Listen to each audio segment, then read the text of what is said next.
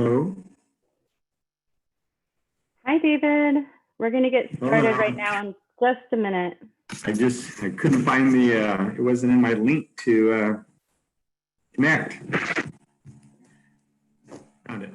All right. I did talk to Matt. We're going to hold off on the response to that one question until we can get better, clearer explanation. It hasn't been a major problem, but with the social equities, we need to be sensitive about it.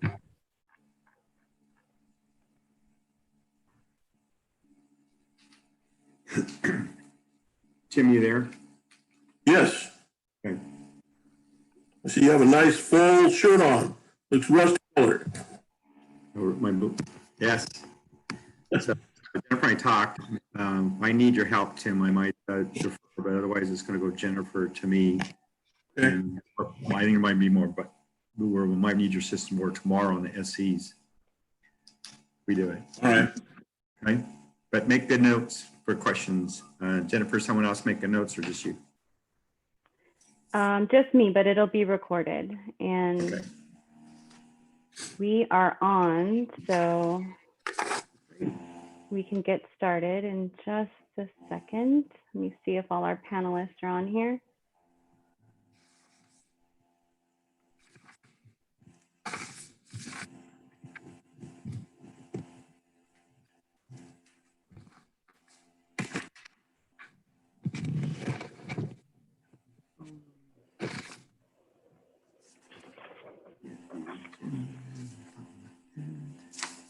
Okay, it looks like we're just missing Tim Orman, but I know he's dealing with budgets right now, so he may join us a little bit late. So I think we can go ahead and get started. Hold on one second. Like there's a question. So this will be recorded. There was a question about this being recorded. Okay, we'll go ahead and get started. So welcome everybody to the City of Fresno's Cannabis Application Process Orientation. And we're going to start off with an overview of our agenda subjects. So we'll start with introductions and we'll have some background and key information. Then we're going to go over the application procedures document, which is available on our website currently. And a little demonstration of submitting the application in the application portal. And then of course, probably the most important part for many of you, an opportunity to ask questions. So starting off with introductions of our panelists for the orientation. I wanted to introduce myself. My name is Jennifer Reese, and I'm the project manager for cannabis in the city manager's office. And also on our team, I'd like to introduce, I'm not sure if he's joined yet, but my boss, Tim Orman. He's the chief of staff to the mayor, and he's been integral to the development of the cannabis regulatory framework in Fresno since the beginning of the process. Also on our panelist team, we have the team from HDL. HDL is a consultant for the city, and they've assisted the city in developing the application process and procedures and the regulatory framework. And from HDL, we have David McPherson and Tim Cromarty. Last but not least, we have a representative from OpenGov. OpenGov provides our application portal, and from OpenGov, we have Mr. Evan Pleasant. So when we get to that point in the presentation, he'll be doing a demonstration on the application system. So I'm going to start off with a little bit of background before we get into the application requirements. This process began December 13th, 2018, when the Fresno City Council adopted the Cannabis Retail Business and Commercial Cannabis Business Ordinance. The ordinance was amended on January 30th, 2020, June 25th, and September 24th.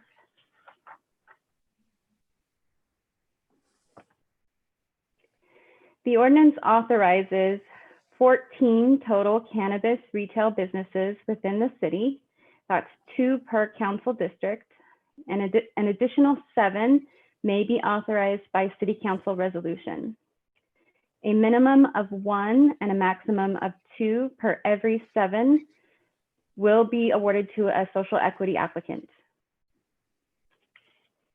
The ordinance also authorizes 16 cultivators, distributors, or manufacturers, micro business, non-retail. There's no specific number of each type, but 16 total. A minimum of 1, maximum of 2 per every 8 of these permits will be awarded to an equity applicant, and there is no limit on testing laboratories. Zoning. So I'm not going to read all of the zones there, but this is in the ordinance, and these zones are eligible for retail cannabis businesses. In addition, there must be at least 800 feet from sensitive use, also defined in the ordinance. Essentially, it's schools, daycares, and youth centers, as defined in the code. And the zoning for our commercial cannabis businesses, non-retail. This is the description of the zoning for those. And the zones are industrial light or heavy industrial. In addition, they must be 1,000 feet from any property boundary containing sensitive use. Fees. The application fee is $7,920. That is broken down into the 4 phases of the application process. If an applicant does not participate in the full process, they'll be reimbursed for the application phase they do not participate in. For example, if your application is not approved to participate in the interview phase, phase 3, then you would be reimbursed for phase 3 and 4 of the application fee at that time. The Fresno Municipal Code also identifies a permit fee, which covers the regulatory costs of the program. That fee is in development currently. Once it's confirmed and approved, it will be posted to our website. This fee is paid prior to the issuance of a permit, so only those being awarded a permit would pay this fee. The zoning letter inquiry fee is paid to the Planning and Development Department, and it is $522. More information about this is described in the application procedures. The LiveScan background check fee, CUP, and business tax certificate fees are also listed here. You should not pursue these steps until after you've been given preliminary approval of a permit. You'll receive notification when it is time to complete these steps.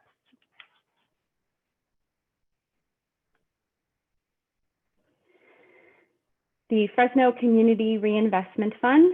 This fund will be created to support the Cannabis Equity Program. Although it is not required, applicants could consider contributing to this fund as part of their community benefits and investment plan. In the Social Policy and Local Enterprise section, which we'll get to in the application procedures, there is also an opportunity for applicants to participate to serve as incubators for social equity businesses by offering mentorship, shelf space for equity business products, or other technical assistance to social equity business operators. Again, this is not required, but offered for applicants to consider. This is an estimated timeline of our process.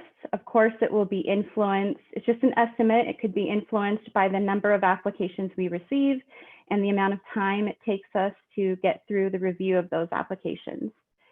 The first blue section there is the application window. It's about 45 days. The next section in green is what we're estimating the amount of time it will take us to review all of the applications. After that, in March and April, the purple is we're estimating when we will be conducting the applicant interviews. And then the final review phase is the city manager's review. At that time, the city manager will issue preliminary decisions for permits, and that would authorize the applicants to begin the CUP process. And that process can take up to 45 or 75 business days. So that's the last orange phase you see there. At that time, the applicant will also be able to complete their other final requirements, like securing their state cannabis license, business license, tax certificate, facility or site inspection, and any other final requirements that may be needed.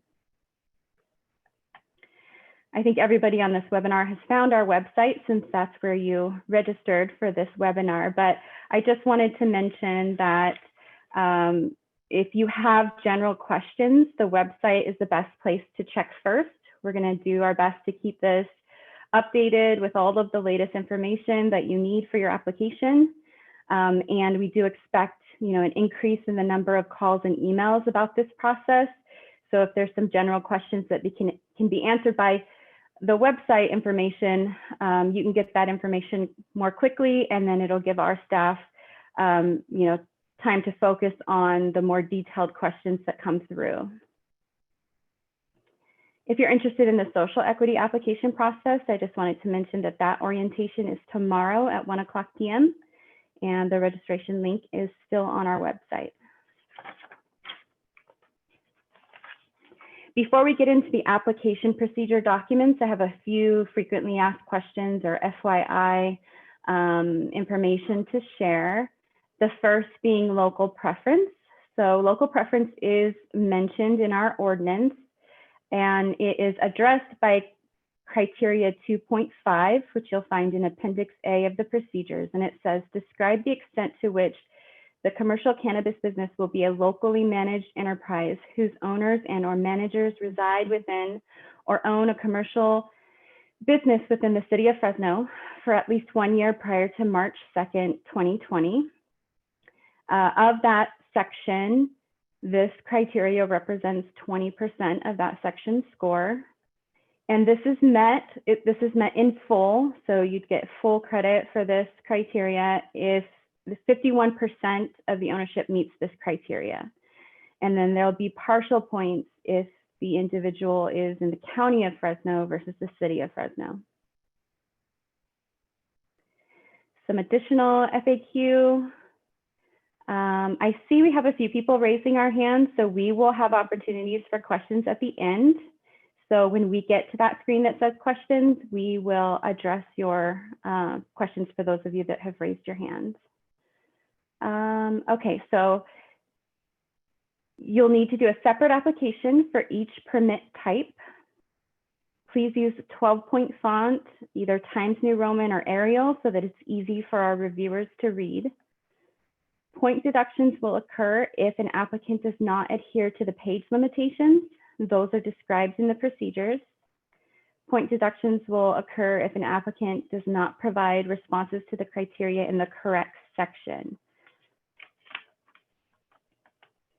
And any diagrams that are included need to be legible, so please keep that in mind. And there is a criteria that references living wage, and this is a resource that we'll be looking at here to indicate living wage.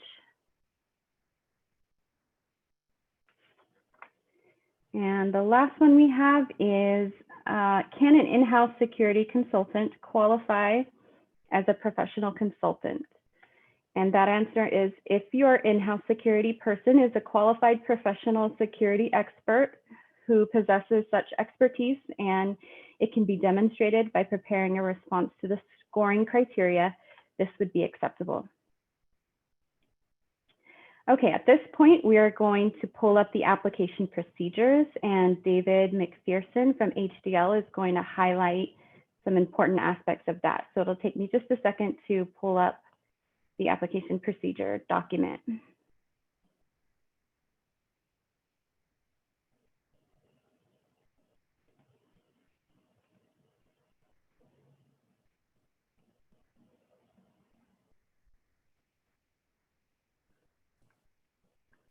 Okay. All Ready right. to go? Okay. You're on.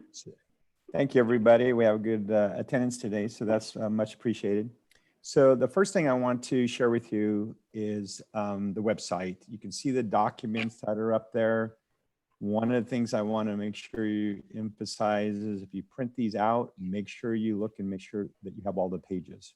Sometimes we have applicants that read through things and then find out that they left the page out or the printer didn't print it when they're reviewing it to make sure that they're reviewing everything. The second thing is looking at that as we indicate that applicants, where it says applicants should monitor the city's website page for additional information. As we are going to go over frequently asked questions that are being asked, we may not be able to answer all of them today. And therefore we will make a clear, concise response to those based on getting some input from other staffers and put those on the website. So if you go based on just today and something changes, then you might not get the most correct information. So please make sure that you look at that. And as time goes on, we may get questions periodically through the process. So frequently check that as well.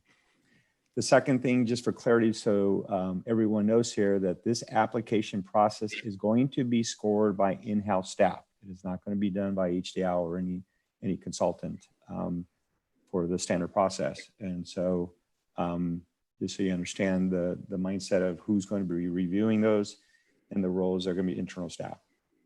With that said, amendments to the application. So you'll see amendments to the application. If you're going to make anything, turn it in early and you find something, just know the deadline dates if you're going to modify anything. Really what the amendments here is really that we don't want to kick someone out of the process or disqualify them because they forgot to sign something, they forgot to put a date on something, they scan a document and maybe one page is missing, or you forget the receipts or things of that nature. It is not with the intent that you can, forget to put one of the sections in here, turn it in to meet a deadline, and then think that you're going to, given the opportunity, submit a section. That will be a disqualifier in there. So it's important to know what we're looking for when we're saying substantive evaluations. The second thing here, we'll look at the limitations. There are two limitations that you're going to have here. One is that if you have an ownership interest of 20% or more, that you will be limited to a maximum of 3 applications. There was a question already asked regarding that we will respond in writing to the Q&A regarding clarity. That is, if someone's a corporation or MSO or any other type of business and someone has less than 20%, could there be multiple applications? And again, we will put that in writing since that came in just recently today. The second limitation you have here is that you cannot have more than 2 per district. So even though you might have 3 citywide potential applications, you can't have more than 2 districts to limit there, to put in. And then finally, if you're a social equity, if you're considering of also applying as a social equity applicant, you need to either do social equity application or what we're calling this, the standard application, one or the other, but you cannot apply for both of those. So as we move on to the next page on cities' reservations of rights. And so next page, Jennifer. So as Jennifer mentioned about exceeding pages, and so kind of following the process, the list shows application proposal received timely by the deadline. And I want to emphasize when you look in this, it says 4 o'clock on here. It's due at 4 o'clock. There's a reason for that because staff needs that buffer to process things and on their scheduled time off. So don't think that it's the end of the day. You show up at 5 o'clock or 10 minutes to 5 to turn something in or have it FedExed. And another thing I want to share with you that we're starting to experience a little bit because of COVID. If you plan on FedExing it, UPSing it, or third carrier thing, and you're not doing it personally yourself, don't rely on one of those processes to get it there. Experience has been that someone sent it FedEx to be received by 10:30 the next day, and it was received 48 hours later. Currently, right now, FedEx. David, Yes. sorry to interrupt. I just wanted to clarify that the applications will be submitted through the portal, so it'll be electronic. Oh, I'm sorry. Got sidetracked on there. So the payment I was referring to, I was trying to get to the payment process, but that is now being done as well. Apologize. But back to the exceeding the page she mentioned on that and the font size. The other questions that came up as we move down to application submittal requirements. It's at the bottom of the page there. Jen. Still can't see it. Yeah, I think there's a little delay. Okay, okay. So the first thing I want to mention there of the criteria is look at the breakdowns in which you're putting it in the portal. So in the portal, just make sure that the PDFs are specific to the categories that are listed here and together when we did that. And again, make sure that when you look at that, make sure when you scan everything that there's no gaps in pages, as I mentioned, to the minor challenges that we've seen. The proof of capitalization. So the important thing here is that we don't want to receive people that send a letter saying that someone's promising that they're going to lend them money. If you send some such letter, if it's a financial institution or a credible source, the city is going to need to see the supporting documentation that there is actually that dollar amount. So if you say you've got $450,000 of a loan or a credit, you need to be able to demonstrate that evidence other than a letter from somebody that's not a financial institution. And they need to be able to substantiate that. And that has been a challenge to people saying they've got money, but they can't demonstrate evidence of that. And there's various ways to do that. And, through the types of things that we've mentioned here.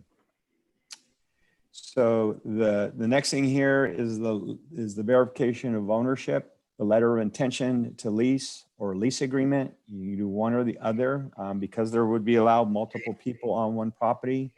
Most owners are probably not going to do a lease agreement with that. They're going to do the LOIs on there.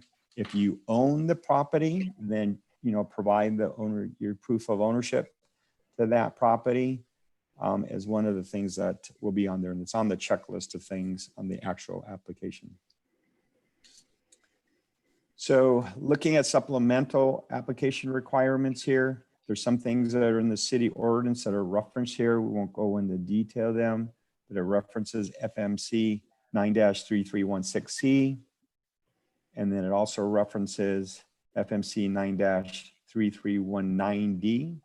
Make sure you look at that. Those are things that are unique to the city of Fresno of requiring that, as is the prohibition on the ex parte communications. So what you don't want to be is disqualified because you've been having conversations up to this point with electeds or planning commissioners or others.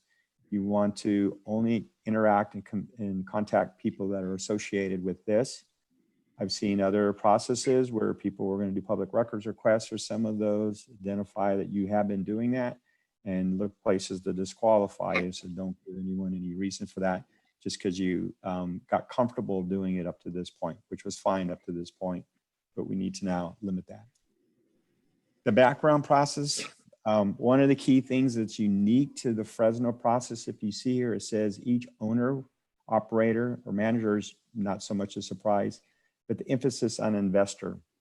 So Fresno requires that you list the investors. So if you've got some investors that qualify under the CC&R 5004 or as an owner under 5003, then you need to make sure that you have them background as part of your process when the time comes. And again, this process is going to be done on the back side of things, but the forms need to be completed on the front end that you're submitting on that, other than the live scan, which will be done at the end. You will see that there's a few fees here on the zoning inquiry letter. That this is the zoning verification letter, or zoning inquiry letter, how they have it already provided for Fresno. There is a separate fee for that of $522. Tells you how to do it through the faster system. And again, don't wait till the last minute to get these types of things done because it could take up 14 days. Because you can imagine the volume that the city is going to be going through and the staff resources in a COVID environment to process, review those, and check those things. So you need to be mindful of that. So keep in mind of that 14 days when you're calendaring at least things you need to get done through this process. The city has developed that the plan development application form for that. So There's a link specifically to that. If you have any questions, then you can contact staff. As we move through to the fees, we've already mentioned the ZVLI fee of $522, and we noted in the background there was a $69 fee for that when the time comes. But the application itself, you can see that it's $7,920. That is a deposit that you'll be putting down. As Jennifer mentioned at the beginning in the presentation, that if you move through the process and you are don't get to the phase 3 or phase 4, which the phase come out all through, then you could see a refund associated with that, depending on where you are in the process. And look at where, again, payments must, and this is what I was referring to, payments must be made either through the cannabis portal, which you can do, but if you happen to do it by mail directly, again, FedEx and UPS is not as reliable. We like to think to, as I gave you some examples of things going 48 hours when it's supposed to be delivered by 10:30 the next day, or it takes some more time just because of the COVID situation. So give yourself a buffer in those if you mail stuff. And moving on to the next step, which is the actual phases now. So phase 1, the determination of eligibility. Again, the staff is going to look at making sure that everything is submitted in its entirety by December 4th at 4 p.m. And the emphasis on 4 p.m., not at the end of the day or 5 o'clock. So plan on maybe shooting for noon so that you don't run into there, get a flat tire or something happens, or you're putting your package together. And in order to get that through, because the majority, our experience has been, we'll do this in the last 48 hours, which is nothing wrong with that, but just be aware of that. You do need to have a complete package. They will be reviewing it for completeness. As we mentioned in the front, if there's minor things of a signature not signed or dated or things of that, that's not going to disqualify you, but you cannot completely leave out a criteria that is being scored when it gets through that.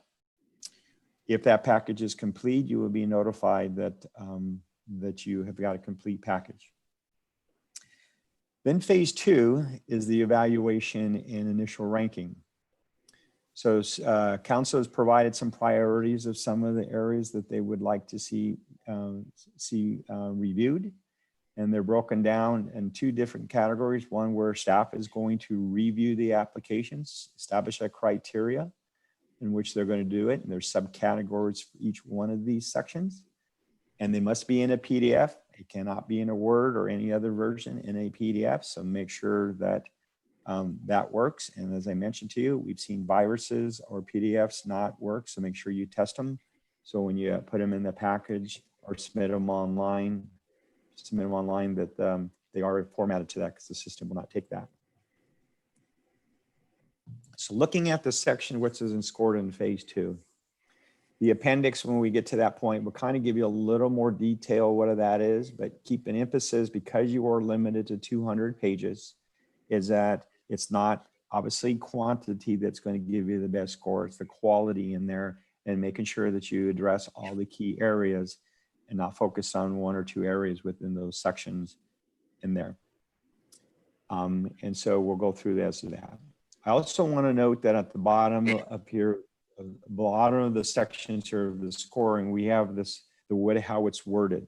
It says the top applicants as determined by the city, which score a minimum of 80%, will move on to phase 2. From phase 2, we'll move on to phase 3 of that. The emphasis, the top applicants. It doesn't mean just because you get 80% that you're going to move on to phase 3. If the city gets 75 people that score 80%, they need to make a decision on that, and they will assess it based on the scores, evaluations, and the number of permits, and making that determination on what they're going to allow to move on through that process. Otherwise, they will never get through this. They have to have some break off there, but it will be based on the total valuation of everyone. As we move to phase 3 in the interview and second ranking, you will notice that in section 2, there was 5 areas being reviewed on paper, but there will be on phase 3, there will be 7 sections that will be evaluated in there. So it will be important that not only you put up a good package together, but the ones that are not in phase 2, that you have a good process put together to present that during the interview that is not in the phase 2, but all the categories, again, will be evaluated in phase 3 for this process, the standard process.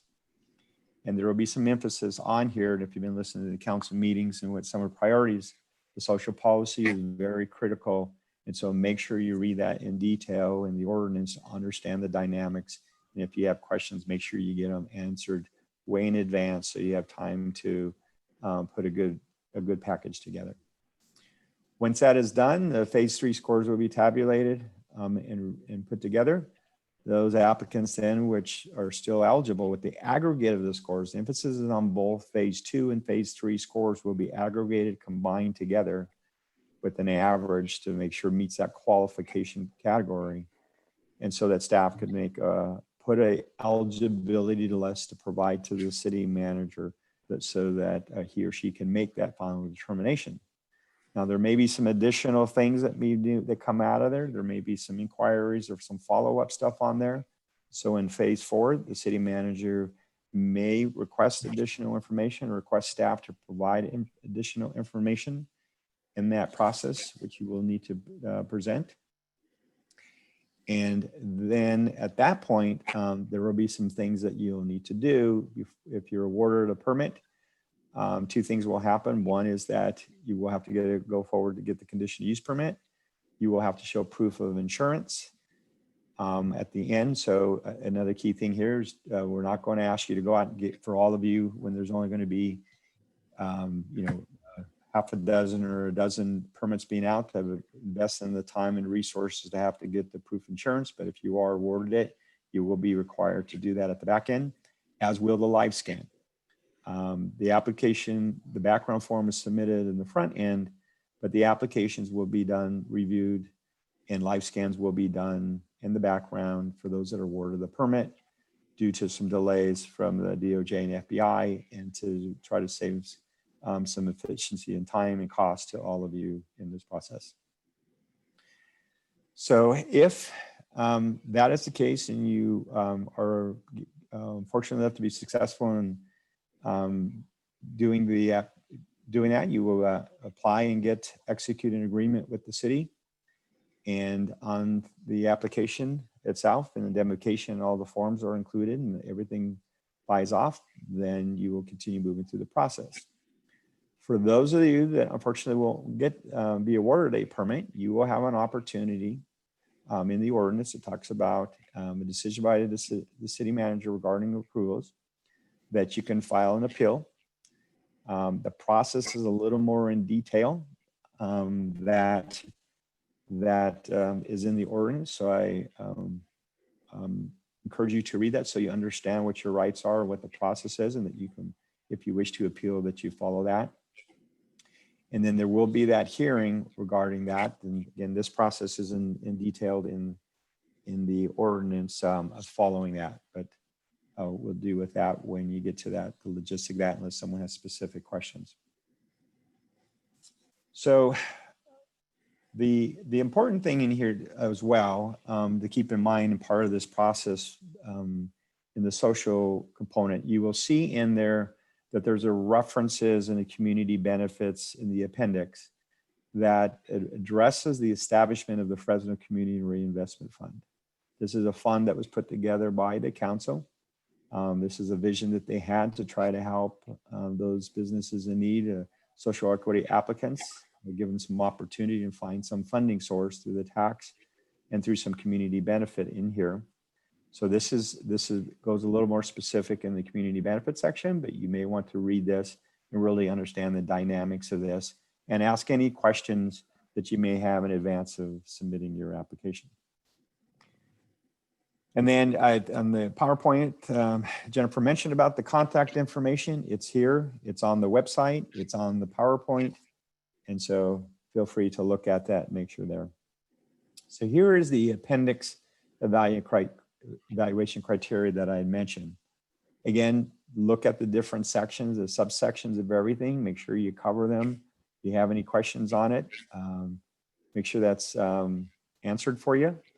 1.3, section 1.3, I want to emphasize, Jennifer commented about the proof of capitalization. We are looking for the revenue. I'm sorry, the pro forma component in here, proof of capitalization and the pro forma. The pro forma is a little lower on here. The pro forma she mentioned about, and we want it to be on the revenue and not on the P&L side. That has come up in the question as well. So there are specific sections here. So just these are consistent through the things. Here we go. The pro forma 1.4, referencing that is only regarding the forecasting of revenues and the covering your cost, not on the detail of the P&L. So the categories are pretty specific in here as far as what they are looking for. If you have questions to things, which we have questions, we will be more than happy to answer them. And as you put that together, if questions need to be detailed as well. You will notice that as we move down through the business plan, there is different criteria for categories. So although there's a core questions, you will see that each category, manufacturing, distribution, and the testing have separate kind of additional requirements. So make sure that you are answering those sections associated with those non-retail categories if it pertains to, if it's applicable to your application, because you are applying for one of those. There are a few different ones. So then the appendix, the social policy and local enterprise section in here, you will notice there's some specifics that are asked here, and we try to reference specific sections of the ordinance or requirements for them. I encourage you to go back and look at the ordinance on the social policy to make sure that we might have a little more detail in there, an understanding of some of the things requirement here. And again, feel free to ask questions as you go through some of this for that as well. And then we had mentioned about, Jennifer mentioned about the living wage component on the FAQ is on the link of where the living wage information is specifically for that, and make sure that that's the one you're looking at, referencing that and not other sites, because there may be some inconsistency on information on how that is conveyed. You will also notice on here is the criteria required. We have a notation of the different, above the title of which section that's being required and scored on. So you'll know that it needs to be in those categories for that process. If we can move down to the neighborhood compatibility.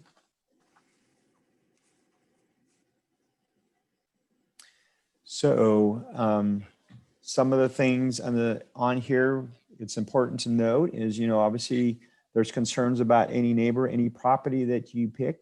You may want to make sure that before investing in a property, if there's any concerns regarding any of these areas, that one, you have clearly can define and describe them as requested here, but also visually to keep that in mind as you approach a property owner, or if you already have on some of these things, and make sure that there's not going to be any concerns with them as you go through the process and it pops up and becomes an issue.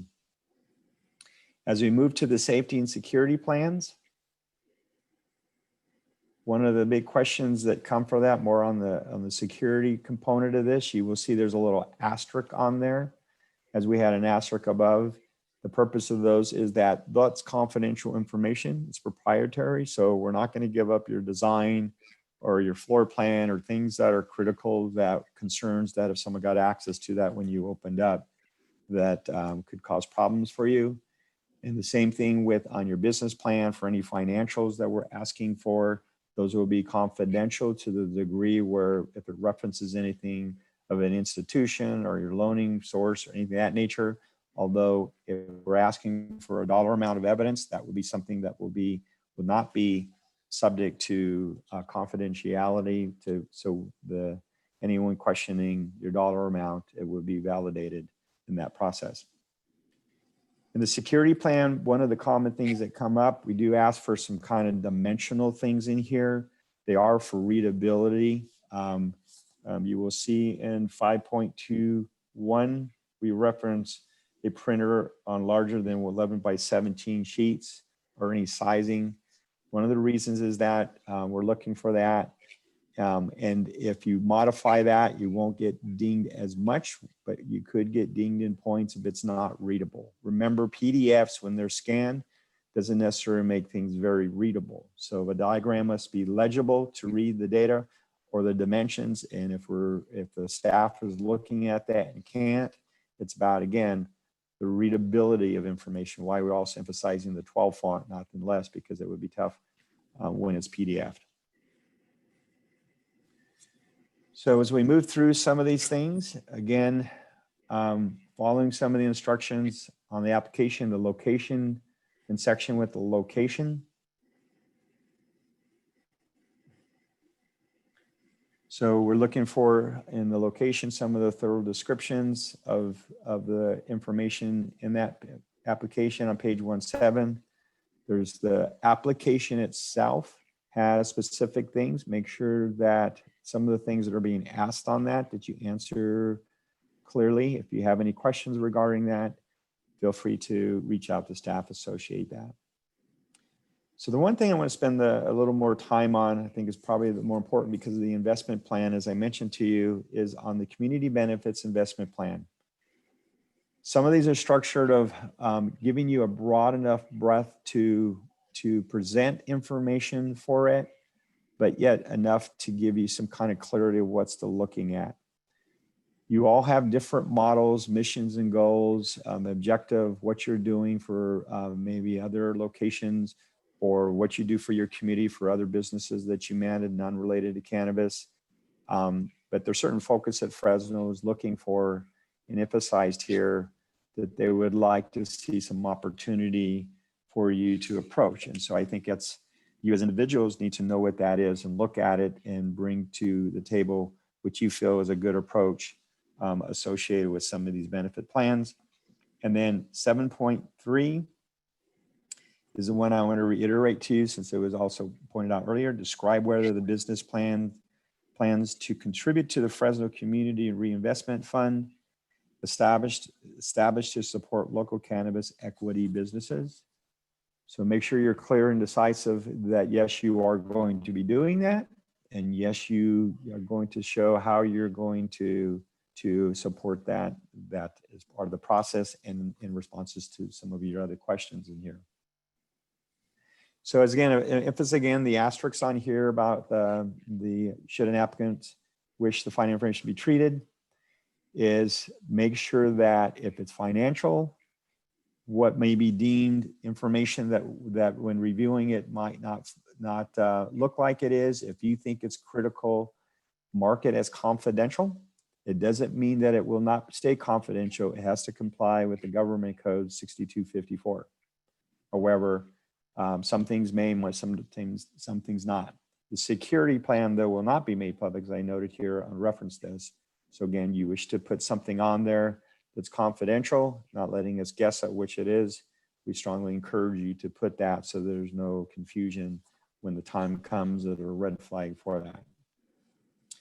So with that, I'm going to turn it back over to Jennifer, and it looks like we've got quite a few questions that in the Q&A. We do. I've seen lots of hands, but first we're going to go to the demonstration of submitting the application in the portal. So that would be Evan Pleasant from OpenGov. Evan, I'm hoping that you are able to share your screen and do that demonstration. Hello. Yes, I'll do that now. Okay, can you see my screen? Yes. Awesome. So this here is the application portal. So you will scroll down here, and start a project is how you're going to file this application.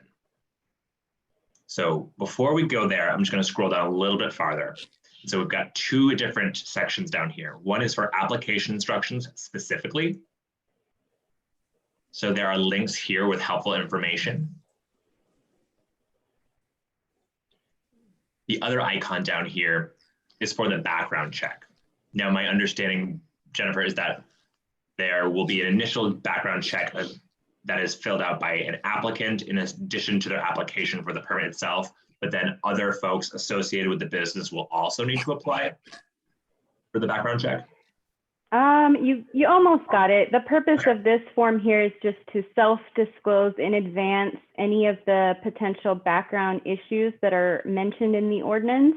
And then before we issue a permit, we'll essentially verify that by doing a live scan background check. Awesome. All right, thank you for clarifying. And so the only way that you can actually apply for the permit itself is to click here to start a project. And so here we go into the details about the what qualifies a social equity applicant. So make sure to read these carefully. You'll press next, and you'll be brought to this extremely short 2-question survey. Are you the owner of a cannabis business that would like to apply for a cannabis business permit in the city of Fresno? The answer should nearly always be yes. And then after that, are you planning to apply as a social equity applicant after reading the qualifications on the previous page? Can I mention something right there, Evan? Please. So on the first question, if they did say no, maybe you have somebody in your company that's getting the application started for you, but they're not an owner, you can say no. And the only difference is they won't be asked to do the background check first. Okay, awesome. And so depending on how this question is answered, this will direct you towards either the cannabis business permit or the social equity permit. So if you do not qualify and you say no, and you press next, you will be prompted to apply for the following 2 applications, the background form and then the commercial cannabis business permit application. If you're ready to start these applications, you can click Start This Project. And so anybody who applies will need to create an account with OpenGov. And creating an account involves creating what we call a viewpoint ID. So nearly everybody at this step is going to click Sign Up using a secure portal. I already have an account, so I'm going to press Login using secure portal. I press Login. I'm going to create an account with my username.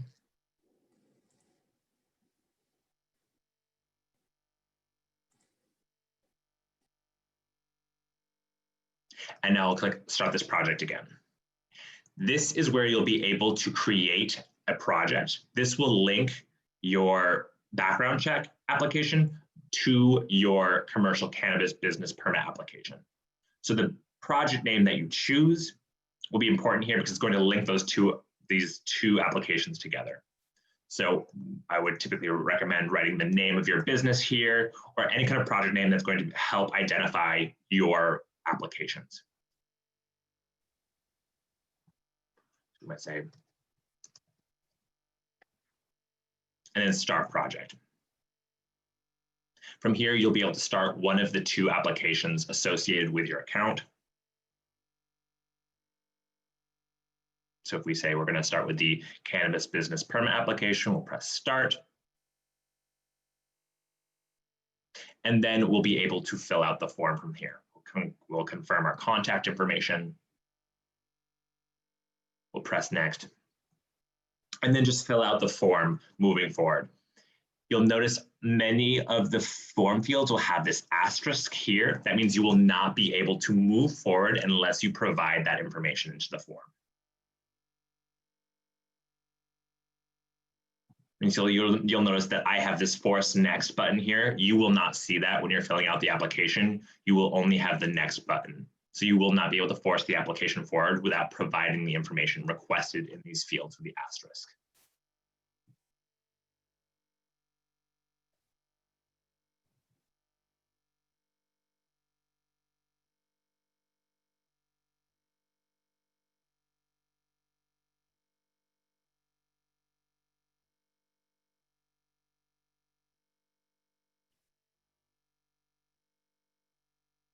Occasionally, you will see a field that looks like this. It's just a button. You click it to open up what we call a multi-entry section. So here you'd have the opportunity to put in this information. So the owner's name, the owner's title, the owner's address, city, state, all of that information, press save. And then if there was additional owners to add, you just press the button again, and you could add in a new entry for another owner.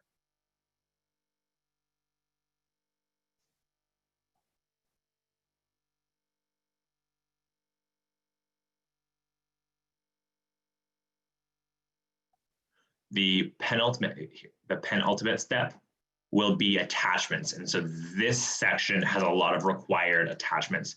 So you will not be able to submit the application until all of the attachments that are marked with this tag that says required in red are uploaded. Once you upload all of the required attachments, you'll be able to review your entire application.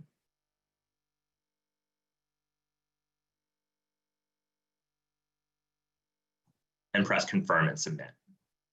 Once you press confirm and submit, you'll be able to review your project name here, as well as your newly assigned permit application number.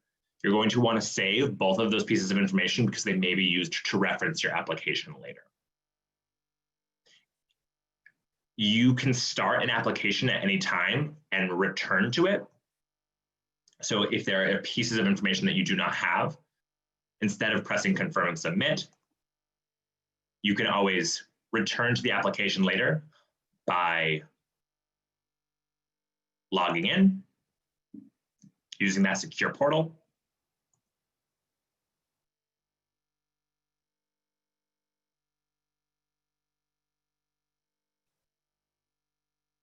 viewing my account, and you can view your drafts here. By clicking projects, you can open up the project that you started. Here's my test project that I began at the beginning of this process. And I can see these two applications that I have.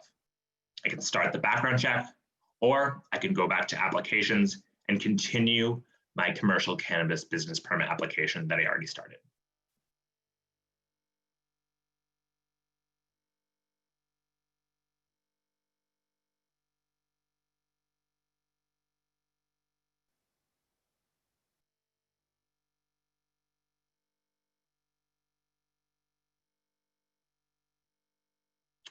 Do you want to do any questions now, or do you want to wait until afterwards?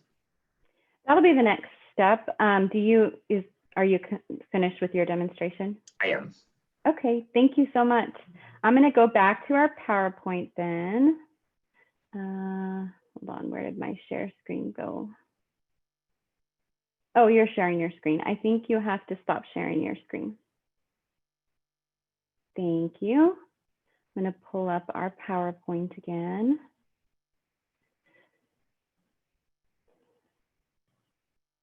Oops, okay.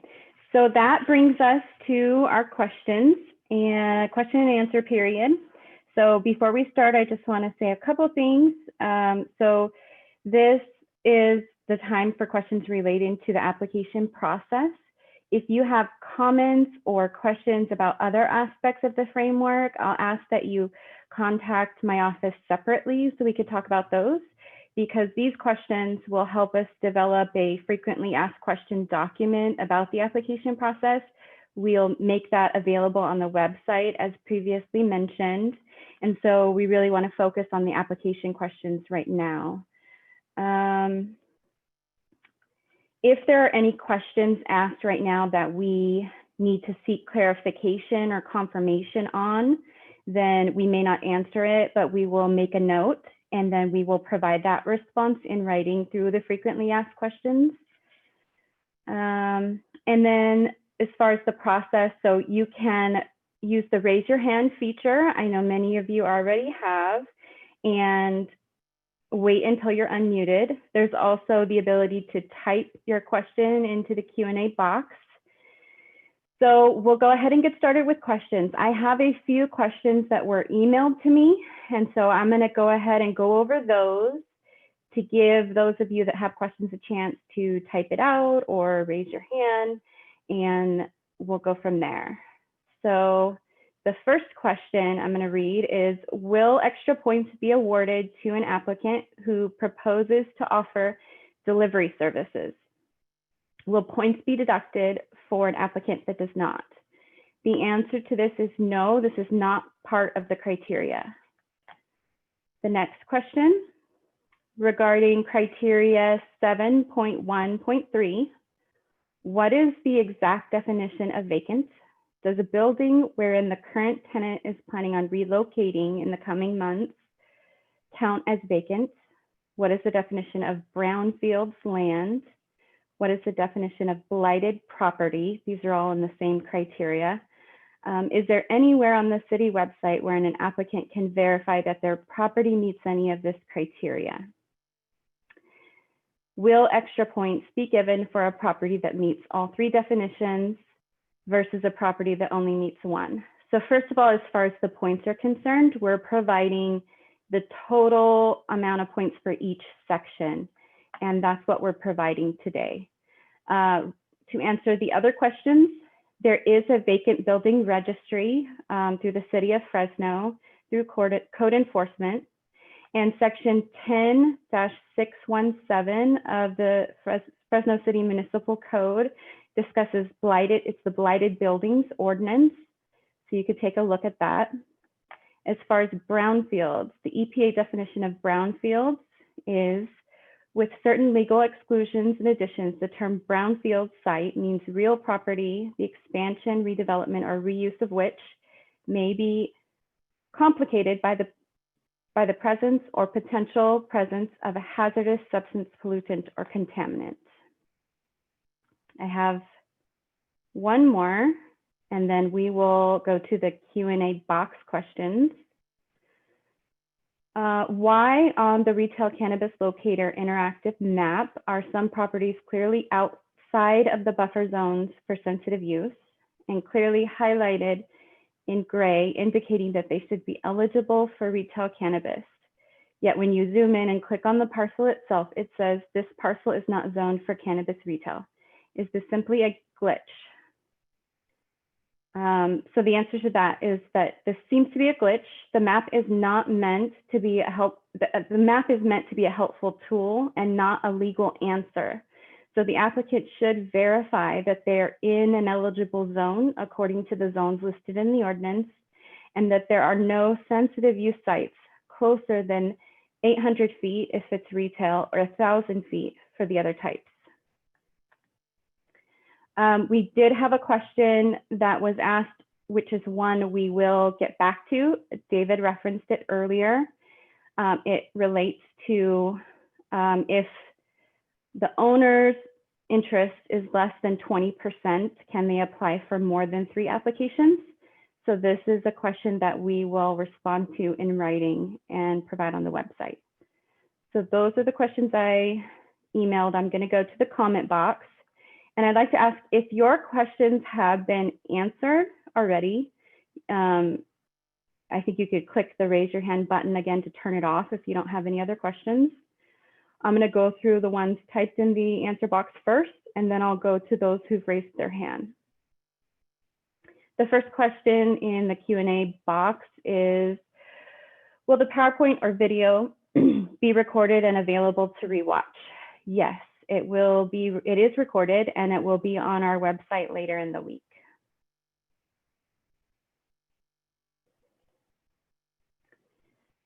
Do you plan to share this slide deck?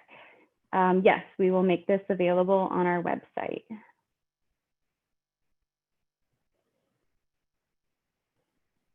Regarding question 1 on the application portal, are you an owner of a cannabis business that would like to apply for a cannabis business permit in the city of Fresno? Would an applicant that is pursuing their first cannabis business choose no? You do not want to choose no. If you choose no, as I mentioned when Evan was doing the demonstration, the only difference is it's not going to ask you to complete a background check.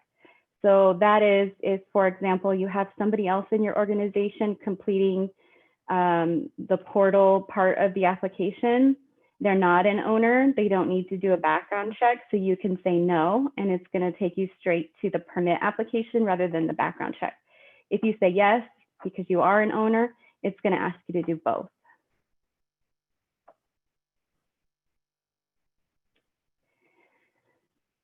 Next question, how does the local preference take into account local managers that are not owners? What points would an applicant receive for local management but not local ownership? So again, at this point, we are only providing the score for the total section. And during the PowerPoint earlier, we did provide information on how to get, total credit for that criteria, which is the 51% local ownership. So anything less than that, we will take into consideration.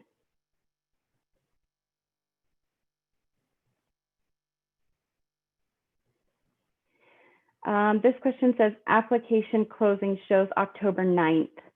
That was the old date before the timeline was revised. I'm not quite sure where you're seeing that date yet. It could be a typo that just didn't get changed when the timeline was revised. So if you would like to maybe send me a note about where you see that, I'll make sure to make that correction. But application does not close on October 9th. It is December 4th.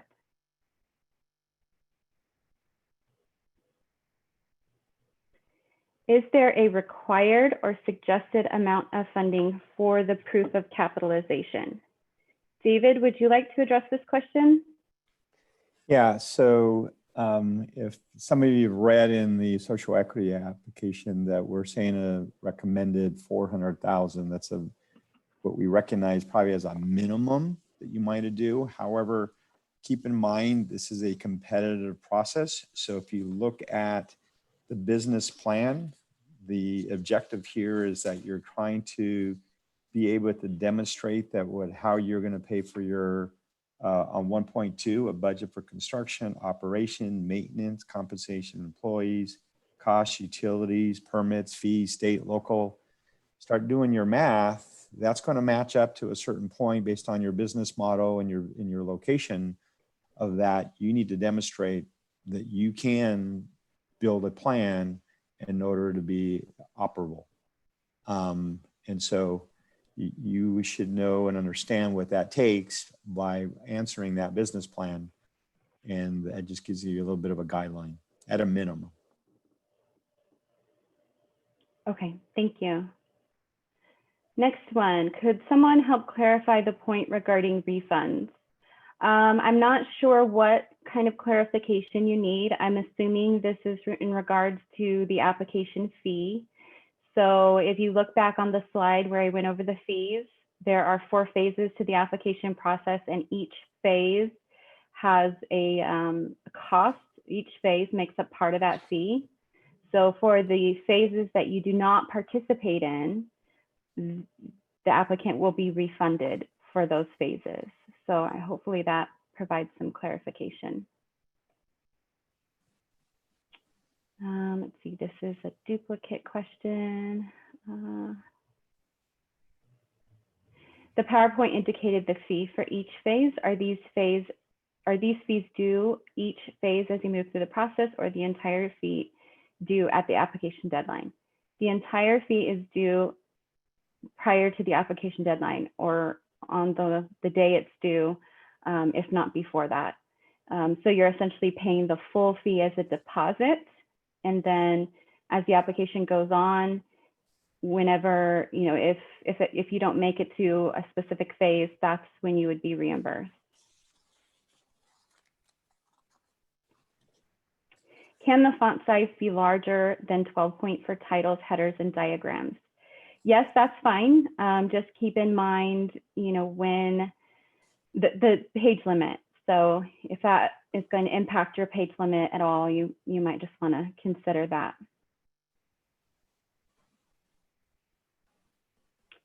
What sort of resume is the application requiring? Employment history question. David, would you like to address this one? Sure. So, if it's consider what you're doing, you really want to show that as individuals or your team, that you can address all the essential business management duties and functions to be rounded and balanced. So you got financials, you got security, you've got marketing, you've got retail experience or cultivation or manufacturing experience. Regulatory environment doesn't always have to be cannabis. So you're really trying to show how your team is the best of breed in order to put you on top of other applicants. And so staff will be looking at that to try to just look at that, they know that you're capable of running this professionally and have the expertise to do it. Thank you. For retailers, it asks for product line information. Do you expect to see brand names or just the categories? It would seem hard to know what you will carry before you are approved so far in advance. David, would you address this one as well? Yeah, so I think it's important to be mindful in our environment about different products such as vaping or access to youth or gummy bears or things of that nature, of how you're presenting and what you're emphasizing, and or how you're not overemphasizing a certain category that might be of concern from a policy or social side. So, and then of course, products that are, you show your business model that are trends that are going to make you more successful. Knowing that in your business model is critical of what you carry in inventory and how you're going to market that. So it'll be important. And again, not the brand names themselves, but just kind of your approach of line numbers and things of that nature. Thank you.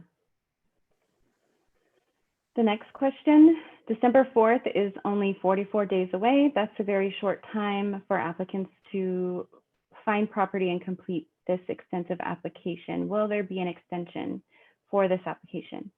The answer is the application is due December 4th. There is no extension at this point. That is the due date. Next one, why do guidelines make reference to printed pages to propose floor plans when this is an electronic submission? So there may be a few parts in there where it didn't get changed over. Initially, we were planning for a paper submission, and we were able to thankfully get OpenGov to come on board to make it electronic. So there could be a few references to paper submissions that didn't get changed over. To satisfy the criteria and get maximum points for Section 2, Item 2.5, does the local Fresno team members need to be a 51% equity owner in the business, or will being a member of management suffice? I think we've answered that one already. So the 51% local ownership will get you full points, and then we will consider anything less than that.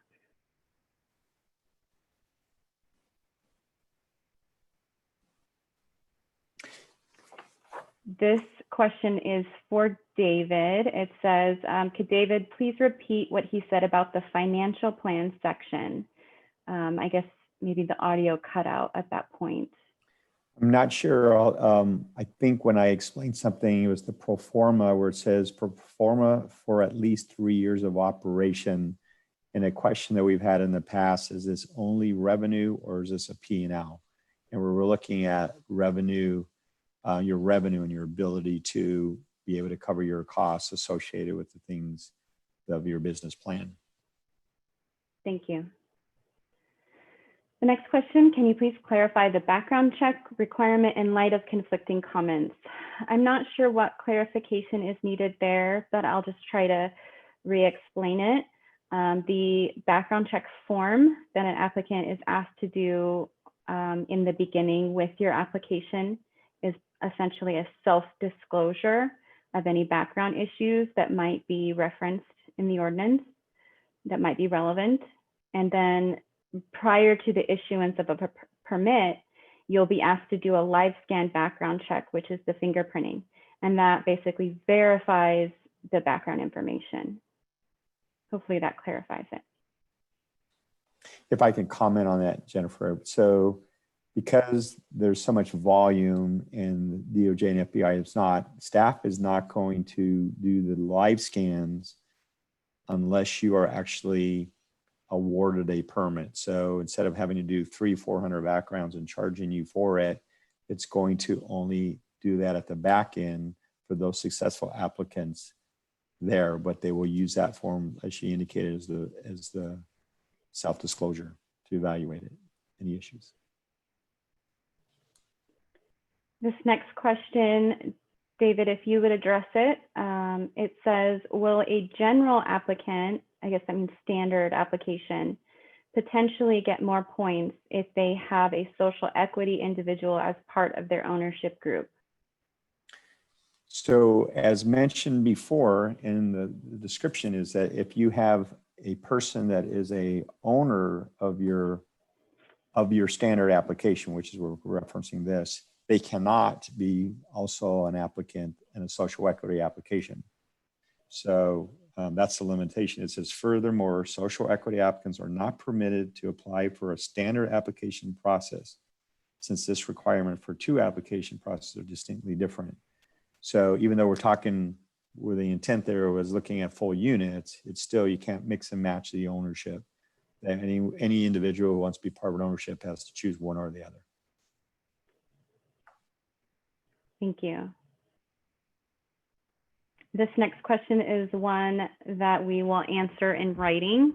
We'll make sure that's on our website. And that is, if ownership has less than 20% each, can an applicant apply and qualify to earn more than 3 permits? We will answer that in writing.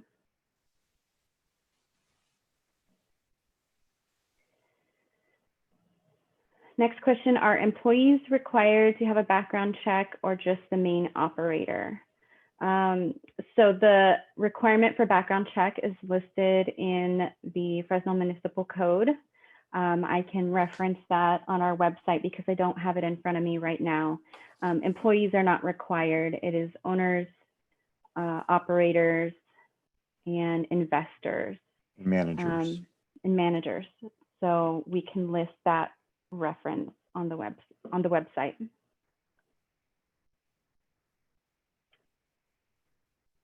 Can a non-owner submit or file the commercial cannabis business application?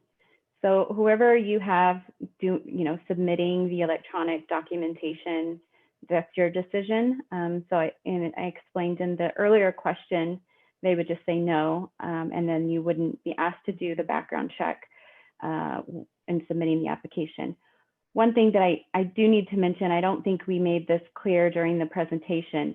We do still need the owners to complete a background check, but if they're not the individual submitting the application, then what you'll need to do is on that initial screen that Evan showed when he scrolled down, there was a link to the background check. You would need to have each of your owners go to that link and fill one out each. And that is when Evan mentioned, note your application, either your project name or your number. When you do that, you'll enter for each of your owners who do that background form, the application, the project name or the application number so that we connect those background check forms to your application.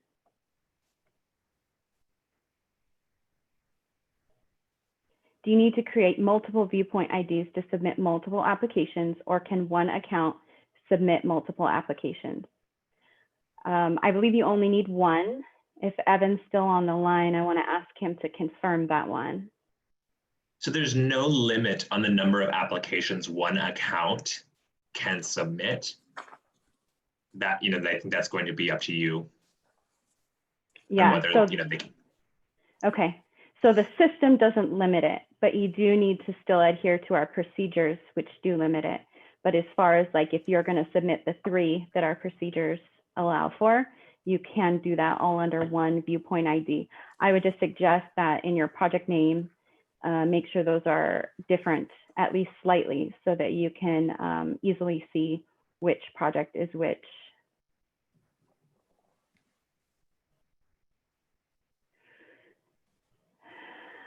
Okay, let's see the next one.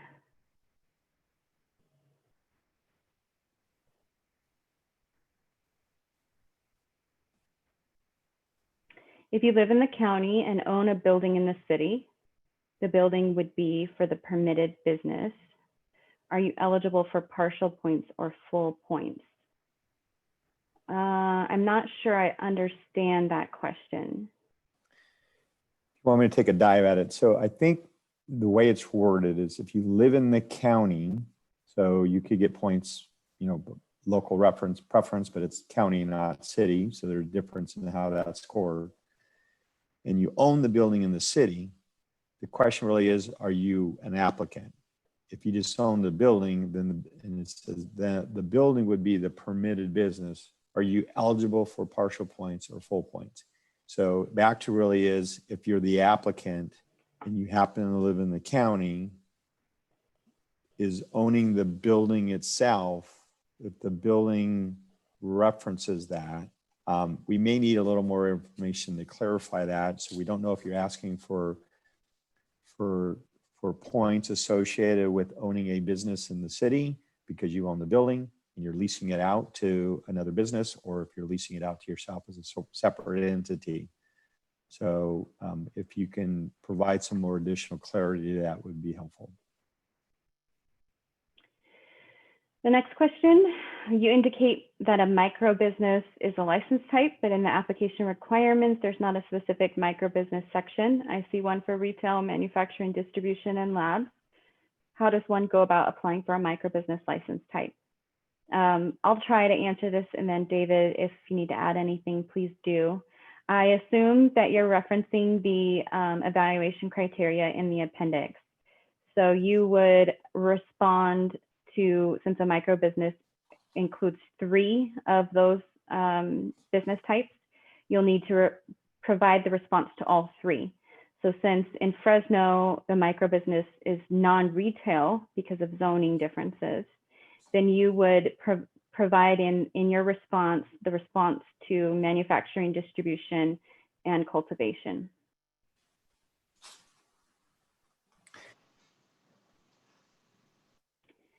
Next one, is there a naming convention the city prefers for naming project under opening cannabis business? That is up to you. We do not have a specific naming convention.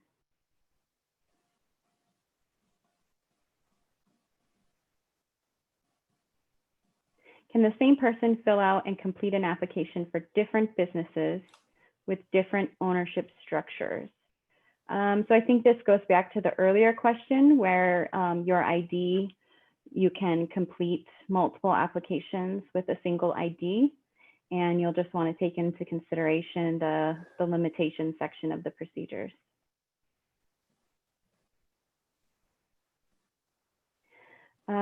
I cannot see the actual application for document. Is there one, or is the portal the application document? So the portal is the application document, that is the application form, and then the evaluation criteria is submitted as attachments.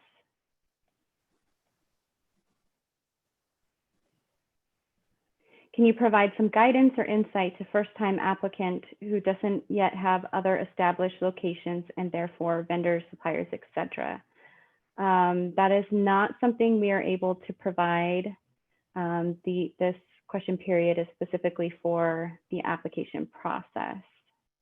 And just as a footnote there, if you're a social equity applicant looking for that, then you'd have to look at tomorrow's. It's a different discussion with that. But today this is where you're kind of on your own as far as identifying, getting guidance from that. Good point. Thank you, David. For the location section, do we need renderings of the proposed floor plan design? Would you take that one, Dave? Yeah, you could provide renderings, but we're looking for the floor plan design. Remember, you're limited to 200 pages. So look at what we're looking for in the description for either the security plan or any other area that we're requiring some information of diagrams or descriptions. So just use your paging wisely. All right, would you take the next one as well? It is, what is meant or required for the description of the proposed location for item 6.1?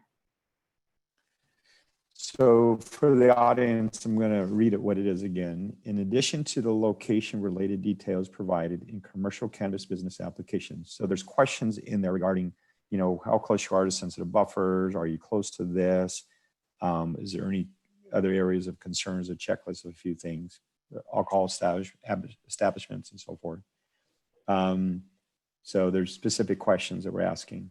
The application shall include a thorough description of the proposed location, including but not limited to the overall property, building, and floor plan. So really the specs of the business, you know, does it got 60 parking spots? It's on a quarter of an acre? What's the square footage of it? You know, what actual areas of yours? So if there's multiple buildings and you're leasing 2,800 square feet of a 5,000 square foot building, and you share a common wall with another business. Those are things that you want to just give enough description to understand what's the location and uniqueness to it is what's looking for. And then of course, the floor plan and the building and so forth, as this indicates the overall property as well. Thank you. The next one is, it was suggested in a previous webinar to get started on the state application. However, without a confirmed location or business, how would you suggest to proceed? So I'm not sure which previous webinar you're referencing, but the state will not proceed with your application until you have local approval. And the local approval, as you can see, the application requires a proposed location. And just a footnote to that, you know, it depends on, you know, if you're watching a webinar that was industry specific, sometimes what they're saying, if you're in just a city or a county where it just has a CUP process and you're in the CUP process and they can do parallel and they can coordinate with the state, the city can't, city or county can. In this case, because there is a limited number of permits until you are actually told to move into the planning stage, congratulations, you've been awarded one of the X number of permits, then that's when you can have a discussion with the city about paralleling, starting looking into the state process. The next one's a duplicate question. So I see a lot of these questions asked over and over, so I'm just going to answer it one more time. It is, will the PowerPoint and this webinar be on the website? And yes, it will. I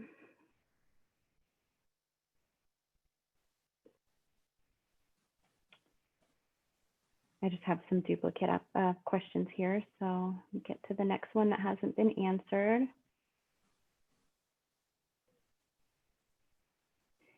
Okay, David, I'm going to ask you to take this one. It is section 6 and 7 of phase 3 required to be part of the 200-page application page limit for phase 2, or will it be strictly interview questions? Right now it is referencing that it's only going to be interview questions, but I think that we need to talk to see if that was the intent of that provided. So we're going to have to put that in a Q&A and see if that was a typo that should be submitted at the front end. Thanks for bringing that up. Okay, so we will provide this one in writing. I do believe we have them currently as attachments in the portal, so we will confirm this one.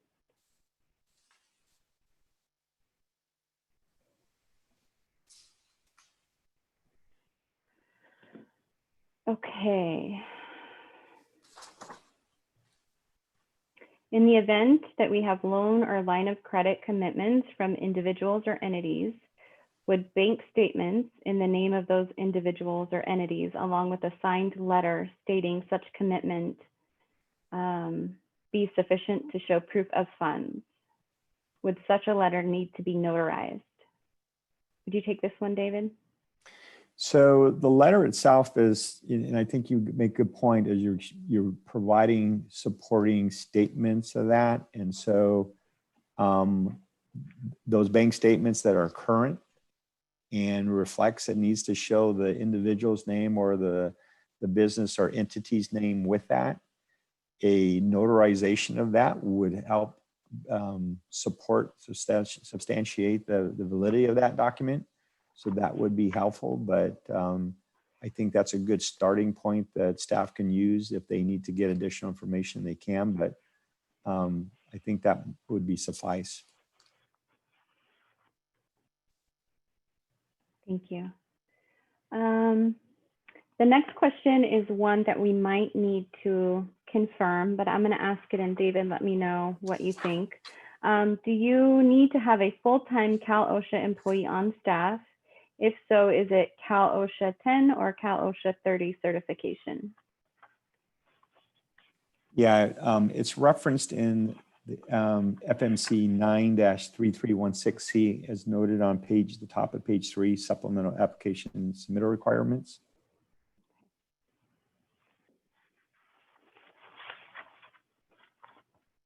Okay. Can we do multiple locations with one permit? So no, the permit is tied to the location. So it would be one permit per location.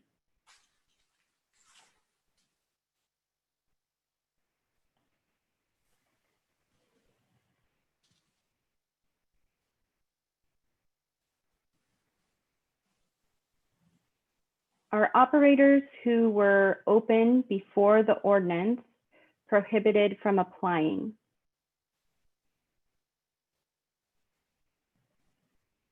I believe this may be referenced in our code, but it's one that I would need to confirm. Do you have any comment on that, David?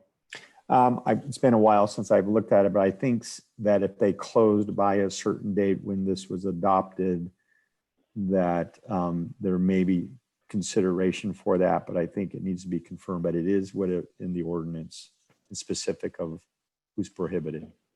Okay. Next question, is the permit fee annual? So the permit fee is just what is the fee called the first year, but there will be a renewal fee. So that would be similar, but it is referenced separately in the code as the renewal fee.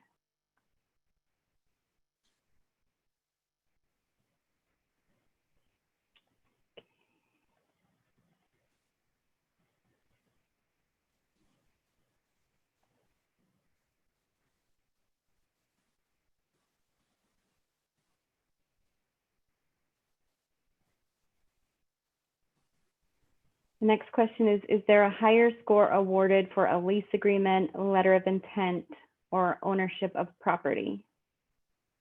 Could you address that one, David? No, the goal there is that you comply with state law, that you have the authorization by the property owner to do the function in which you're applying for. And it is properly zoned.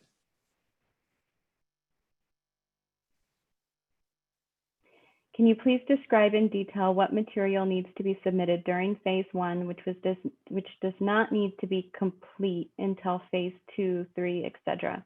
Must all facility designs as they pertain to security, storage, etc., be completed prior to phase 1 submission?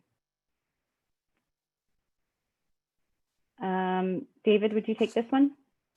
Yeah, so go to the section of security is that we're not looking for, I think here on 4 and 5, I'll just take a note. It says complete policy procedures, manuals are not required at this point in the application process. And you'll see that that's bolded in both section 4 for safety plan and item number 5 security plan where it's bolded. So again, remember, be mindful, you only have 200 pages. So you need to kind of demonstrate the answer to the questions in detail, describe that you've got a good model in place, but you don't need to give a whole SOP plan.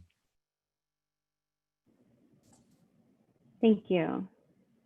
David, if you would take the next one as well. It is, can I apply for a manufacturing cannabis business in a building that will be constructed in 2021? So back to Jennifer's early comment in the slide, if it's properly zoned, even though the building's not there. To say you bought a piece of land, and if you get awarded a permit or you're going to reconstruct something, and it's for that purpose, and planning approves it for that purpose, and you're awarded it, then you're just building a building. Thank you. Next question, will the city be providing score sheet rubrics in advance of December 4th? All we are providing is the total scores for each section, which are listed in the procedures document.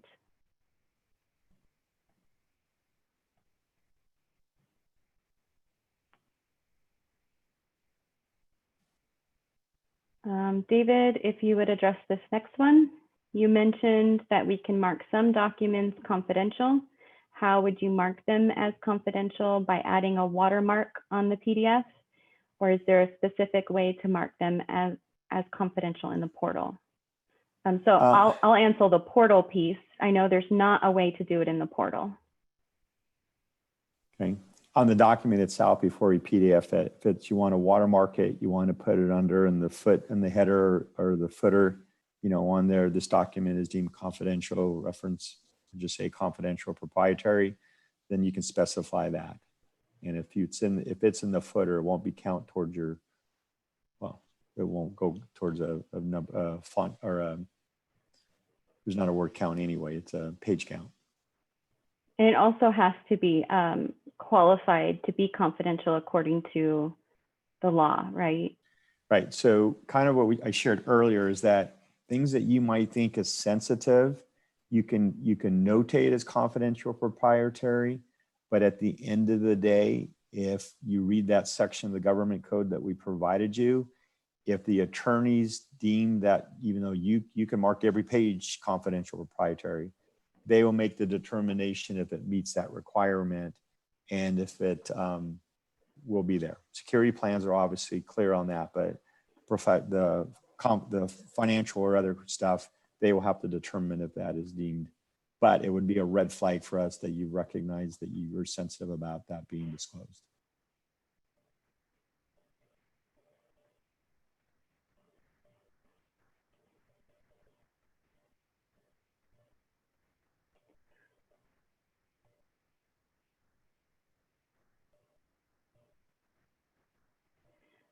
David, if you would answer this one, it is, can you incorporate after approval, or would you need to do that prior to submitting an application? So at the end of the day, it's defined what's the CCNRs of the state is in section 5003, it defines owner. So if I'm a sole proprietor and I apply for this and I change it to a corporation, I'm the primary owner still, the actual ownership hasn't changed, even though the execution of the ownership by, you know, corporation, LLC, S corporation or whatever, it's actually the owner, the people, the individuals that you list on that 100% of ownership. So if any of that changes, then that causes a problem. So go LLC, go individual, and then you change the corporation. The individuals can't change on that based on the city's ordinance of the percentage for transfer or change of ownership. The next question, when does the restricted ex parte communication prohibition begin? At the time of application submission or at the time of application availability? So it would be at the time of application submission, according to the Fresno Municipal Code.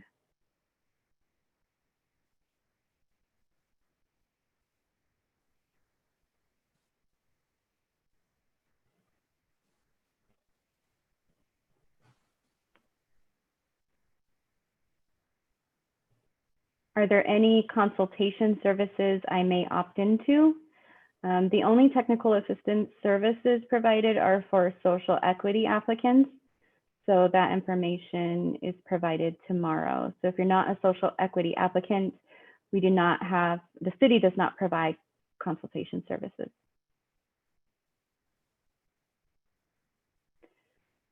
Are you accepting both recreational and medical applications? So the application may include both recreational and medical. So the answer is yes.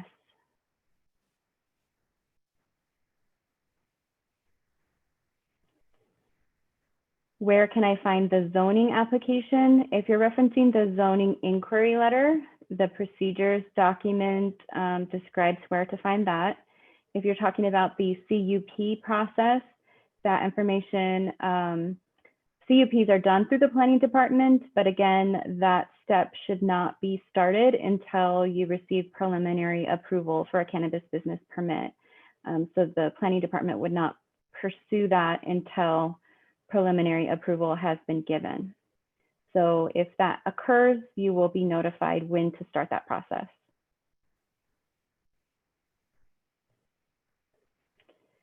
The next question, David, if you would take this one, it is, can multiple applicants apply for a license on the same location?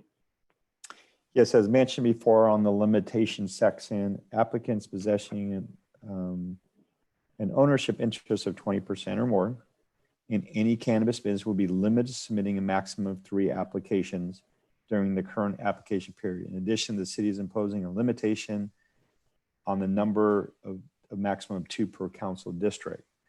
So in this case, that if you had, the question might be is, well, you know, business 1, business 2, and business 3 are all competing for the same location.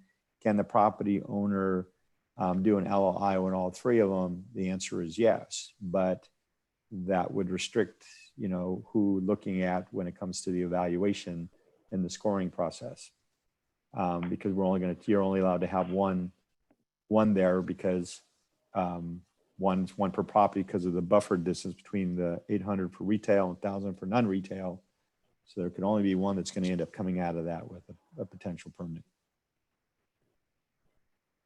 Thank you.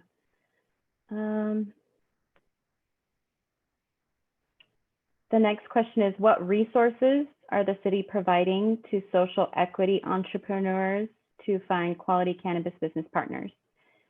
So I would ask that you participate in the social equity application orientation tomorrow. Hopefully that will answer your questions. And if not, then we can get, there will be a question and answer period at the end of that orientation as well.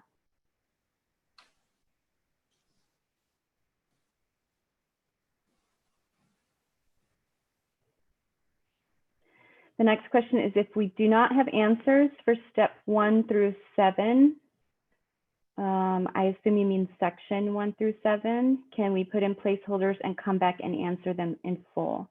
Typically, we will have written the sections complete before some of the ownership details. I assume you're talking about on the form.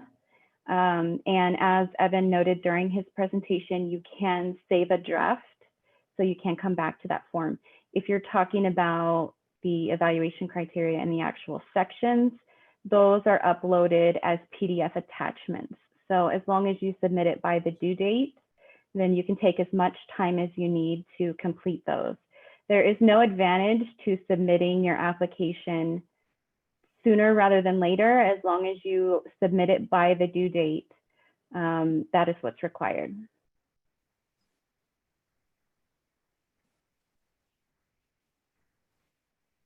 Next question is, what is the background check for? Is marijuana sales criminal record good or bad, or should I go for social equity? If you're interested in the social equity process, please participate tomorrow. As for the background check, it is referenced in the city code. There are certain background issues that would disqualify you from having a permit. I do not have that section in front of me. Do you happen to have that handy, David? The section itself where the background is referenced in section 9-3318C. And what is a disqualifier eligibility in there? It sounds like the person may be concerned of some history thing. Just keep in mind that whatever is going to disqualify you at the state level is the minimum of what the city is looking for here to be consistent with that. Again, I would encourage you to look at 9-3318C to see if you have any concerns regarding your background.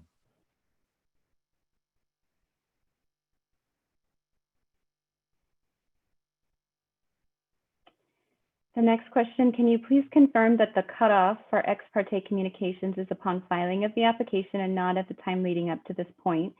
So yes, I can confirm that. It's when the application is filed. But then you also mentioned communication with the police department. So the ex parte communication applies to elected officials. So I would encourage you to read closely the language in the procedures about that. There are certain positions that applies to.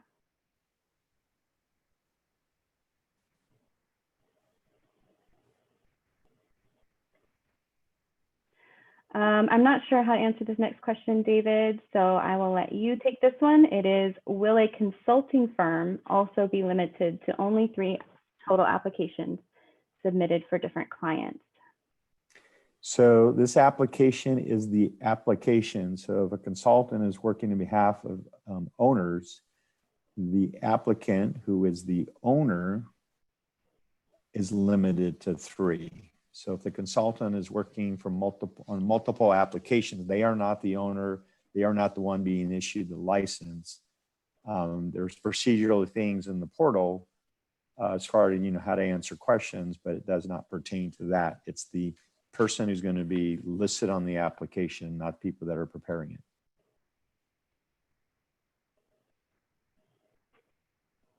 The next question is, when you refer to owners submitting multiple applications, does that mean applications for different types of permit or multiple applications for one type of permit? Did you take that one, David? It's pretty simple as 3. It does not define specifically to retail or others. The goal here is that this is trying to spread out a little of the applicants to give more people opportunities without putting too much restriction on people applying.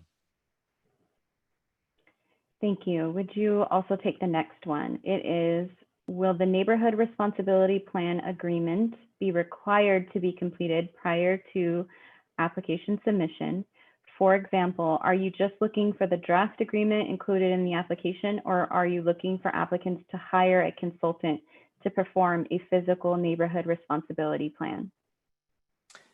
So we went back to a question that we need to answer clearly because we think it's a typo, or the intent was that it will be included in the initial application.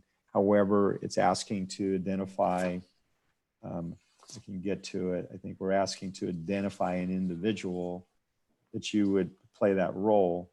It's not a specific person, hire David McPherson. It's, we will hire an individual that will play this role, and that you've identified or listed someone specific that will be in your org chart that's going to play that role.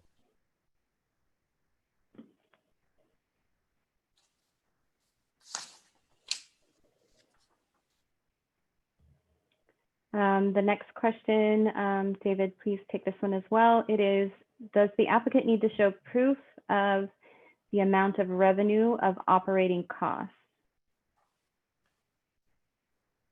Do the applicant needs to show proof of amount of revenue?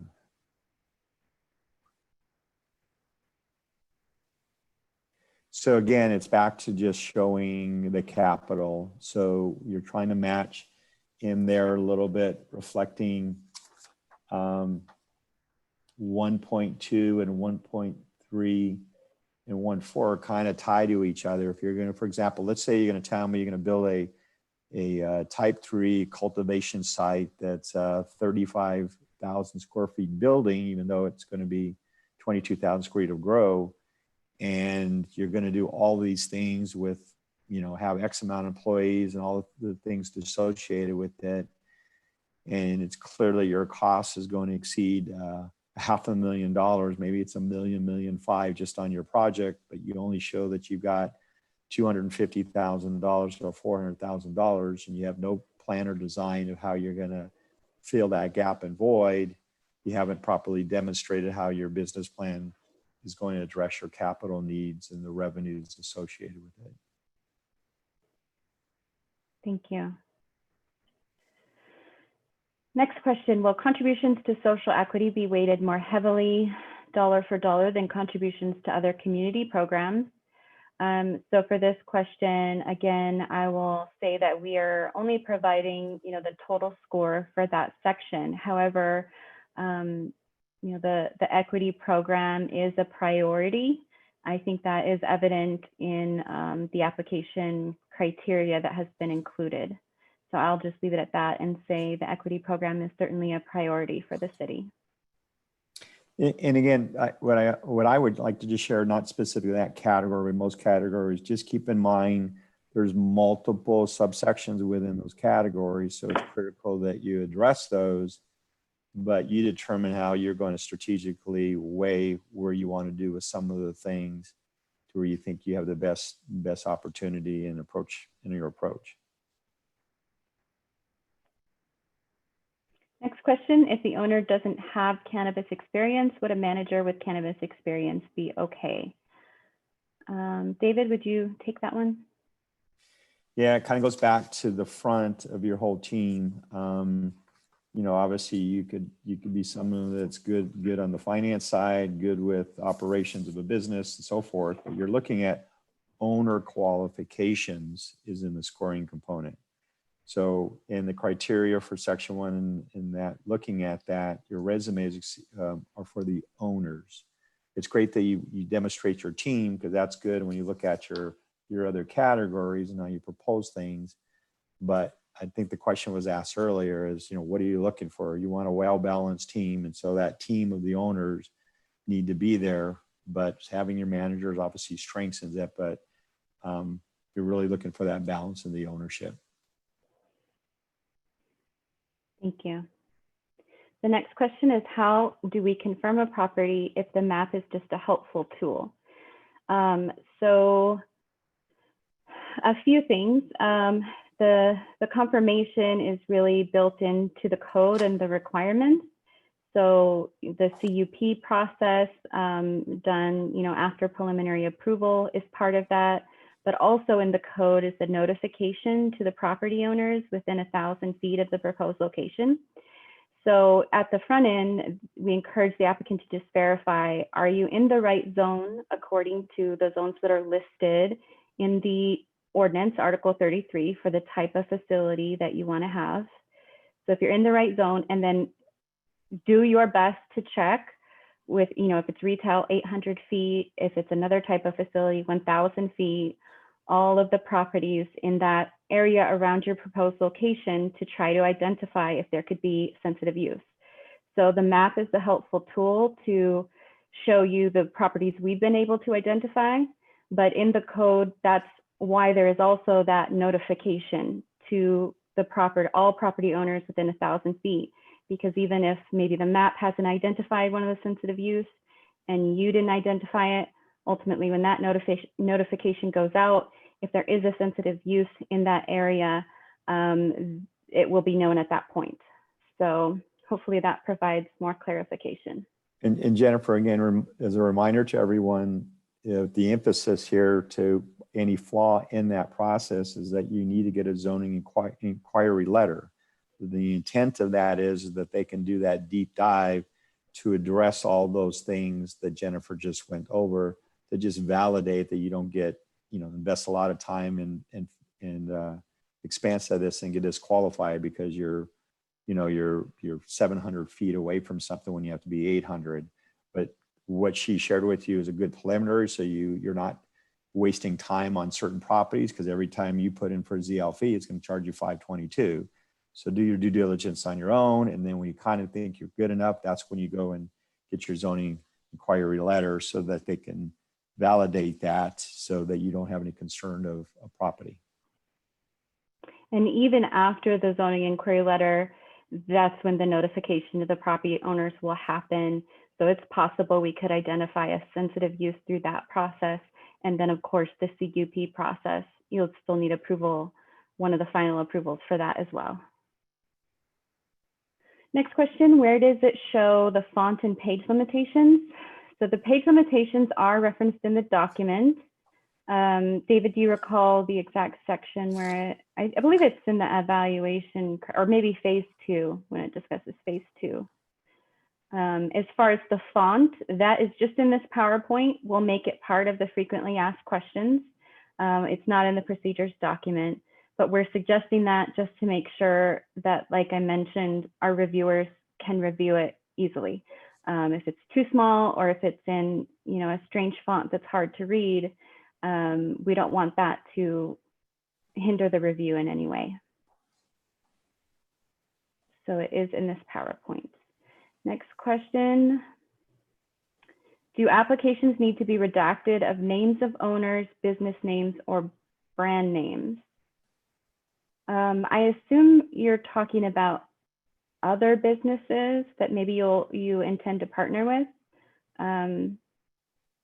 David, would you take a stab at this one? So if the concern, we need to review and evaluate, staff needs to be able to review and evaluate that stuff to confirm and validate even the legitimacy of some of the stuff and that it matches to the application on ownership or the business names if they have to go and look at stuff or validate things or research it. So if you're concerned about redacting things because of public records, staff will have to go and redact anything that would be deemed confidential, and that's the only time something should be redacted. The other one is the financial stuff. So again, there's certain things that could be redacted that will be done, like bank records or bank accounts or business names or stuff like that will be done by staff if it's needed. Would you take the next one as well, David? It is, if an organization has 20 individuals who qualify as owners, do we need to submit resumes for all 20 individuals, or should we submit resumes for select individuals who are most involved in the day-to-day activities?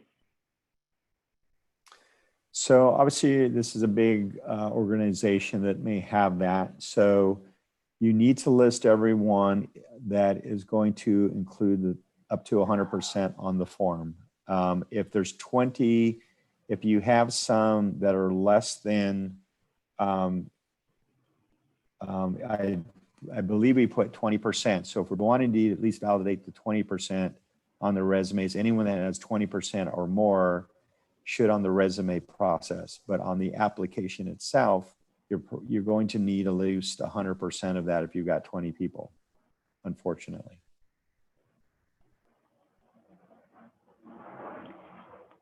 David, if you would take this one as well. It is, what is the pro forma 3 years of operation? So again, on that, which the 3-year thing is, look at, if you tell me you're going to make $5 million a year, well, obviously year one, you're not going to do that when you're ramping up. When you're looking at your employees, maybe you're going to hire 50 employees, but year one, 3 months in, 6 months in, or year one, you're going to hire maybe 20% of that. You're looking at different things of how you're going to, cover your security, cover your lease, cover your permits, cover your tenant improvements, cover your inventory purchases, your structures of assets, cost of things. And so you're really trying to look at that up. It's not going to be, here's what I'm going to make year one. It's going to be the same as year 5 because you've got all those variables that are included in there. So again, back to the 1.2, a budget for construction, operation, maintenance, compensation, employees, equity costs, utility, and other costs of operations. So gave you a few examples of things. So as you build that pro forma to figure out how you're going to match that and demonstrate that you're making a business decision, how you're planning out your ramp up for those 3 years.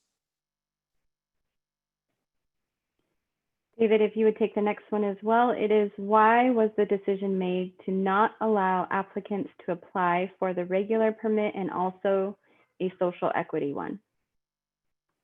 So part of the go intent, again, is to try to, we give special, or the policymakers decided to provide certain criteria for social equity.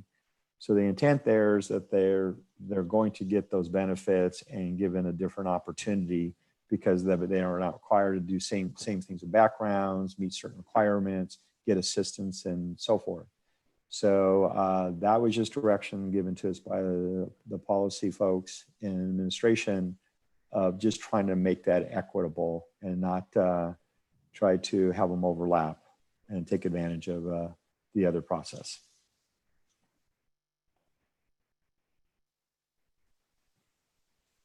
The next one is, will title pages count for the total page limits? Would you address that, David? I'm not sure if you're talking about like dividers. No, dividers. I would assume dividers. like cover pages. Yeah, you know, like this is business plan, and that's a tab 1, and then the next one is, you know, the next criteria. Those aren't considered part of that for the actual documents. Again, the intent is that if I'm just reading a page in the center of it says business plan, I'm not reading, you know, 400 page letters or words on that page. So I guess to answer the question, will title page count for the total page limits? The answer is no. If that's all it is, just a title page.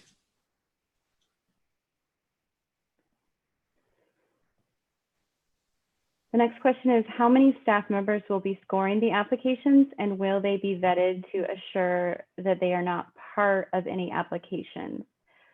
So yes, we will ensure that they would not be part of the applications. As far as how many staff members, I can't confirm that at this time, just that it will be an internal review panel. Yeah, and so just to reassure Jennifer, the person asked that question, it is city staff. It is not a third party or industry individuals or any member from the community at large that are reviewing the applications. It is city staff, what we call SMEs, subject experts from a variety of departments that are participating in that.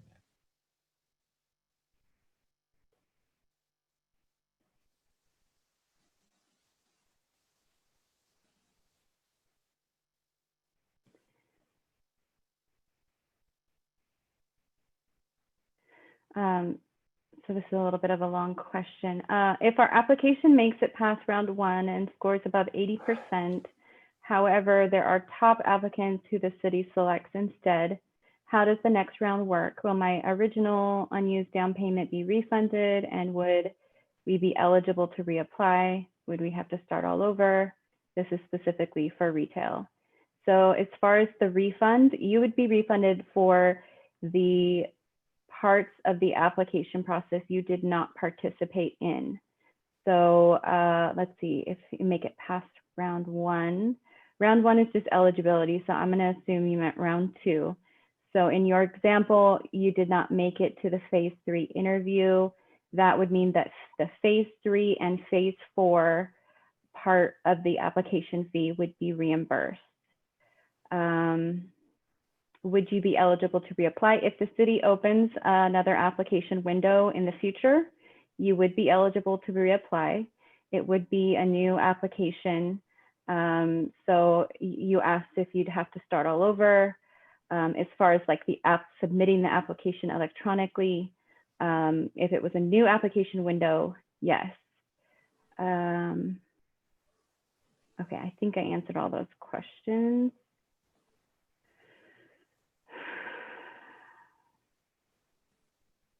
There's a question about the amendment on June 25th. That was to the ordinance.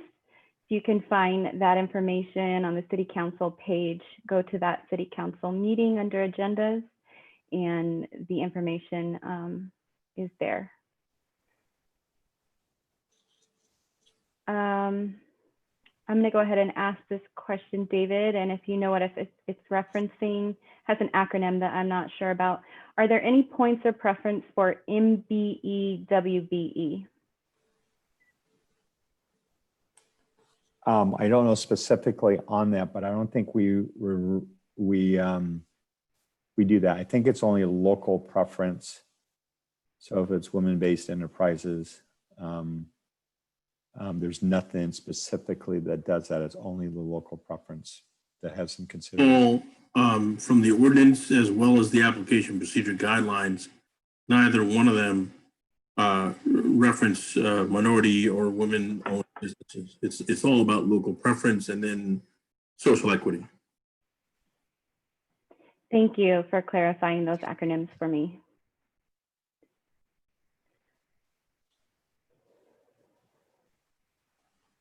Next question, David, if you take this one, if the revenue for a business says cost 100,000. I assume they mean is 100,000.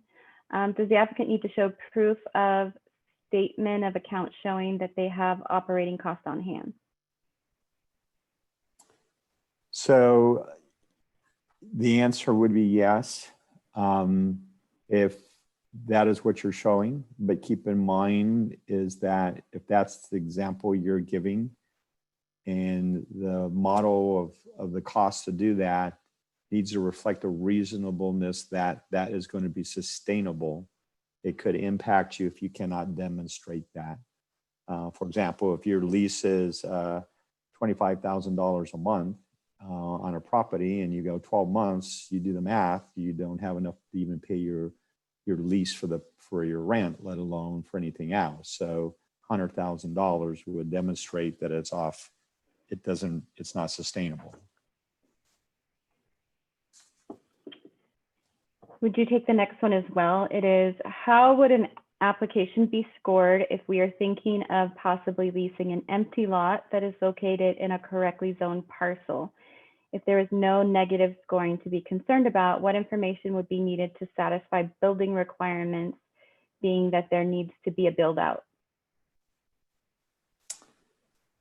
So it's if you're renting that out, you would have to demonstrate a multitude of things. First, a timeline for that. Then you would have to look at how your agreement is with the property, if you own the property or don't own the property. If you own the property, then you've got TI improvements, how you're demonstrating how you're going to be able to build that out, just like you would do any plan or building construction associated with that to reflect. So that would tie back into our comment about the pro forma spending $20 million, for purchase a building, build something out and put it in, of that same kind of model, just with a piece of dirt. And then that would be something you would have discussion with the building departments should you be approved to award the permit.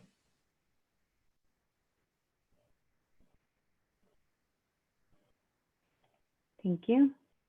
The next one is, if submitting an app using a Viewpoint ID account belonging to a non-owner, does each owner input their background check info through the non-owner account, or do we have to set up Viewpoint IDs for each respective owner? I believe you can go ahead and you can have your owners complete that form using the single Viewpoint ID, because ultimately you will be entering the information for each owner individually. So you'll need to do a separate background check submission for each owner, but you can do it under the one ID. The next question is Fresno will not be offering delivery services only. That is correct. In order to do delivery, you must have a retail storefront, according to the ordinance.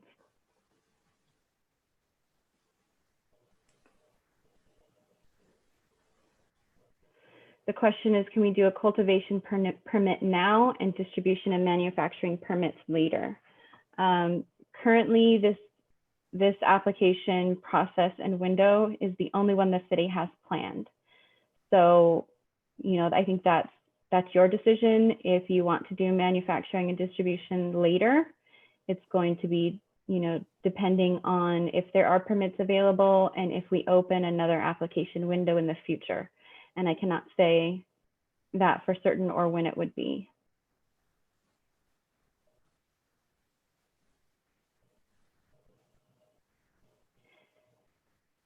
This one is, can you submit multiple retail applications via this platform? Or just one retail, one cultivation, one micro business? That was addressed to Evan, but I can answer that. I think we kind of did earlier. You can submit in the system, you could submit as many applications as you want for any of those types of businesses, but you just need to adhere to the limitations in the application procedures.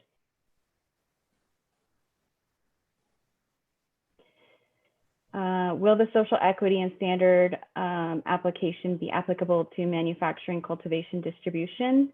Yes, so it's the same application process, but you'll just respond to the criteria based on the type of permit you're applying for.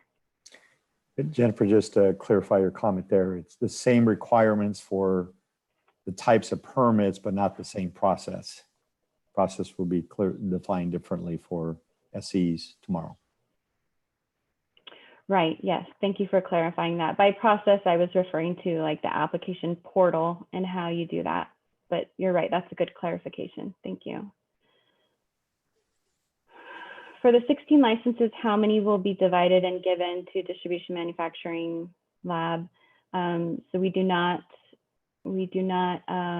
make any limitations in that regard. So it's just 16 total, and the code does not specify how many will be given to each of those types. Will social equity be awarded a fee waiver? I encourage you to participate tomorrow, but the quick answer to that is yes. According to the code, there is a fee waiver for social equity. And there's some more questions here about social equity. I encourage you to participate tomorrow, and we will answer those questions.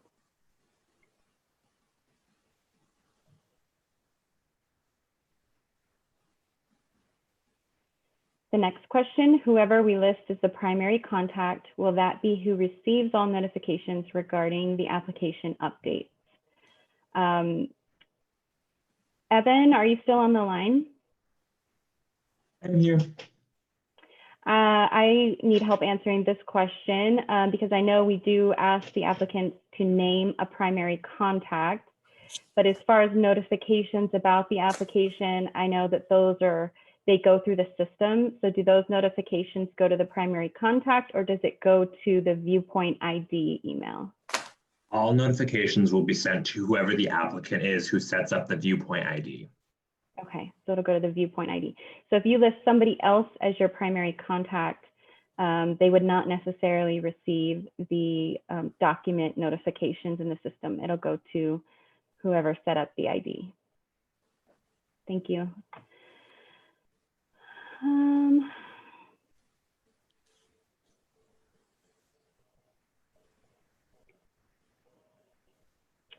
So there's a question, let's see, I have an owned building that I'll be applying to be licensed for retail.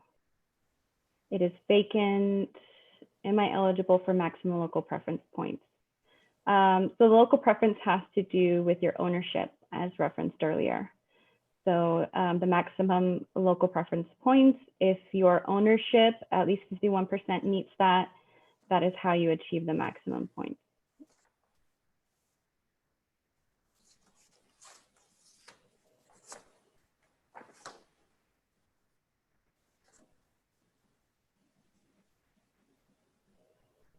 Can you confirm that criteria in 2.5 is 20% of the points for section 2? Yes, that is correct. How many applications are anticipated? We cannot provide that information.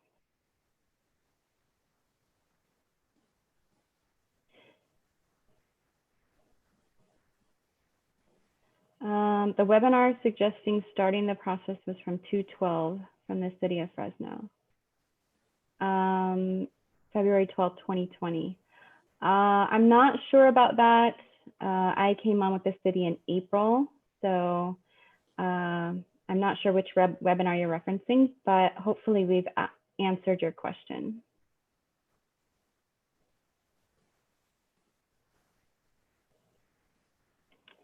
This next question is about ownership and whether they can apply for social equity. I would encourage you to participate in the social equity orientation tomorrow. Another question about social equity. All questions relating to social equity will be answered tomorrow. David, if you could take the next one, it is, does the premises diagram have to be a 1/4 inch scale minimum? If so, is there a limit on sheet size? Yeah, as we mentioned earlier, is that's what we're recommending on there. We say to put there, but at the end of the day, to be deducted from points, it's if it's not legible. Again, it's going into a PDF. So if you change the size, the sheet size or anything that other than what we recommend, and it's not legible, then you will be deducted points based on legibility of how small it is or how big it is, if it's not readable.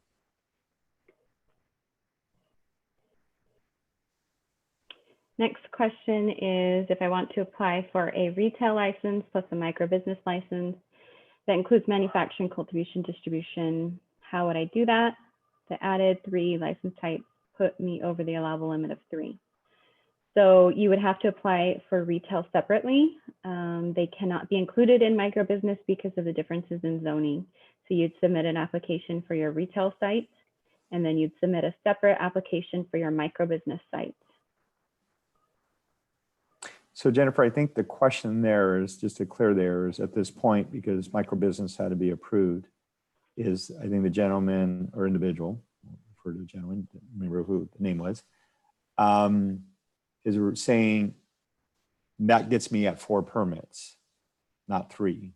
So if I'm in location A with the 3 non-retails, that's 3, and then a retail or a separate one, 4, is that permissible?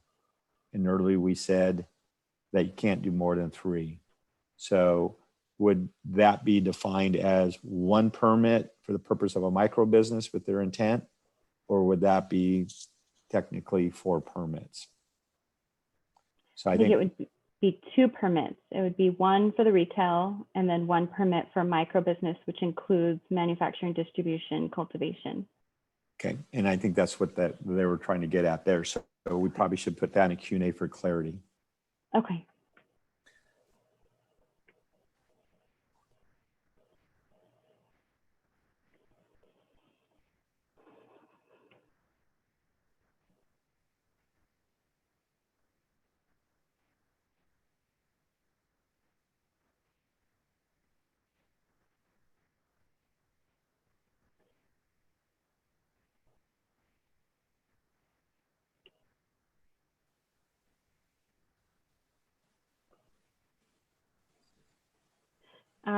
David, if you could address this next one. How will multiple applicants on the same property be handled if they are both in the top 2 in a district? Yeah, that's the risk you take. So if you know, one applicant scores, you know, number 7 on the list and you score number 8 on the list, number 7 is going to trump number 8 because it says 800 feet from another, the closest retailer. So you would basically not be eligible to get that number 8. They would have to go to number 9.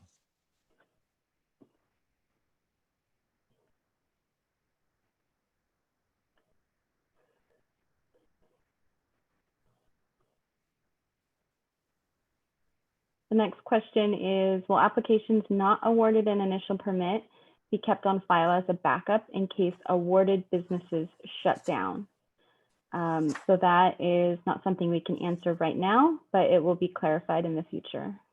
But just there is some, Jennifer, if you recall, we're creating an eligibility list because if someone gets disqualified from backgrounds or does not, you know, something happens, I think in phase 4, we indicate that there will be a list made eligible from those that finished phase 2 and 3 on the eligibility list that they would then potentially be pulled off that list. So number 8 on retail, disqualified background or for some other reason or pulls out of the process, number 9 would be next on the list.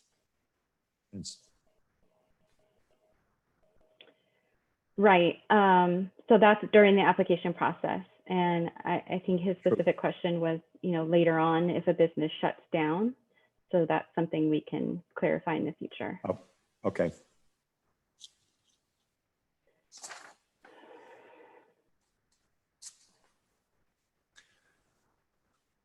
David, see if you can answer this one. Is can applicants choose their own organizations to sign labor peace agreements with?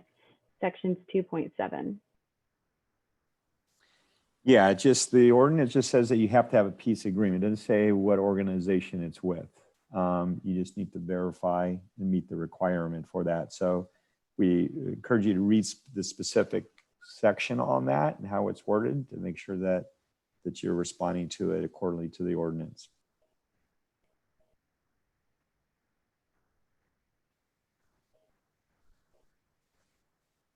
Okay, so there's some duplicate questions. I know folks said maybe they missed their answer. So this is recorded. You can go back and watch it if you missed your answer. We have still quite a few questions to get through, and some folks have raised their hand, and I know we initially said 1 to 3. So I'm fast forwarding to the questions that we have not answered yet. So if you missed your answer, you can go back and watch the webinar again.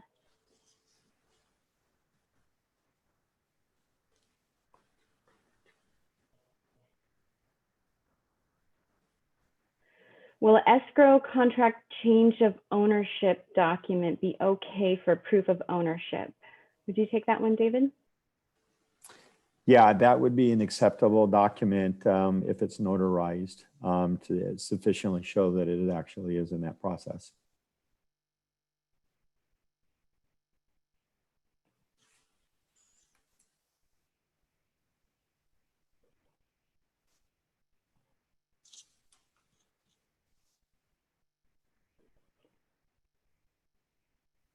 See if this one is clear for you, David. It says, can you reference the section 3?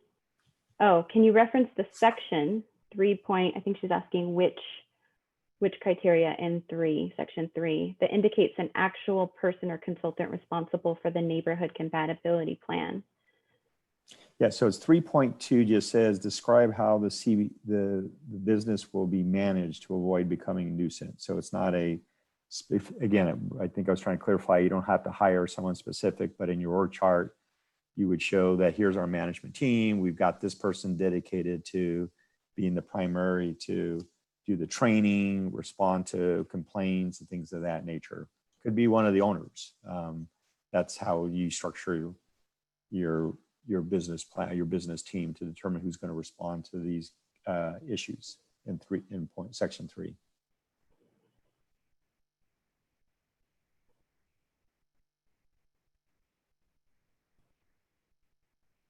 David, would you take this next one? It is, does the applicant have to show proof of good standing in the jurisdictions where they are currently in operation, current on tax and fee payments?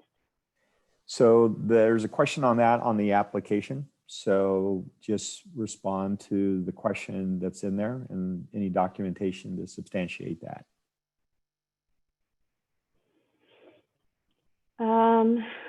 Would you take the next one as well? It is, what about if individuals or independent contractors and donate their time to cover operating costs? For example, family members are working for donations will cover labor costs. Would the applicant lose points or disqualify for that? I think in your business plan, you would need to emphasize that and demonstrate that, but also show the professional and any kind of contracting licenses that gives them the authority to do those things in order to demonstrate that you've offset some of those costs and you've tied those potential costs to savings of in-kind donations or assistance. So it just needs to be done being able to track that so the staff can reasonably tie the two together for those costs associated with it.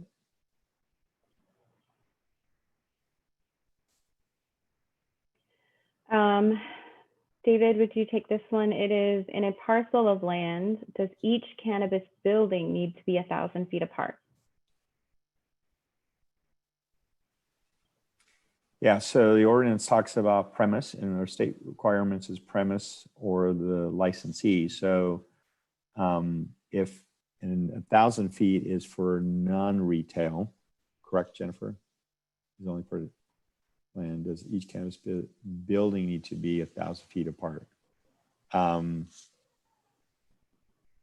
Yeah, I'm not sure the way the question is worded. It sounds like maybe he's talking about multiple cannabis businesses on a parcel of land, which is not allowable. I don't have the code in front of me, but they do have to be a certain feet away from each other. I don't know if it matches sensitive use. I'd have to look that up. Do you have that handy? I do not. Okay. So we have to put we that can in a clarify queue. that. Yeah. The next question is about scoring and like weight of local business versus a seasoned cannabis entrepreneur. So the local preference is referenced in the ordinance.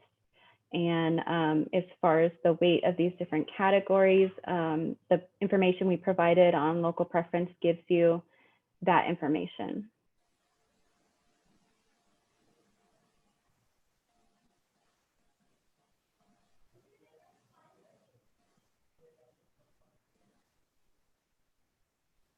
David, would you take this one? It is in the points ranking between phase 2 and phase 3. Are you counting phase 2 twice in the total of 4,000? Do different people evaluate the application in phase 2 and 3? So phase 2 is based on how you present it in writing to address the key, we'll call the technical requirement of it.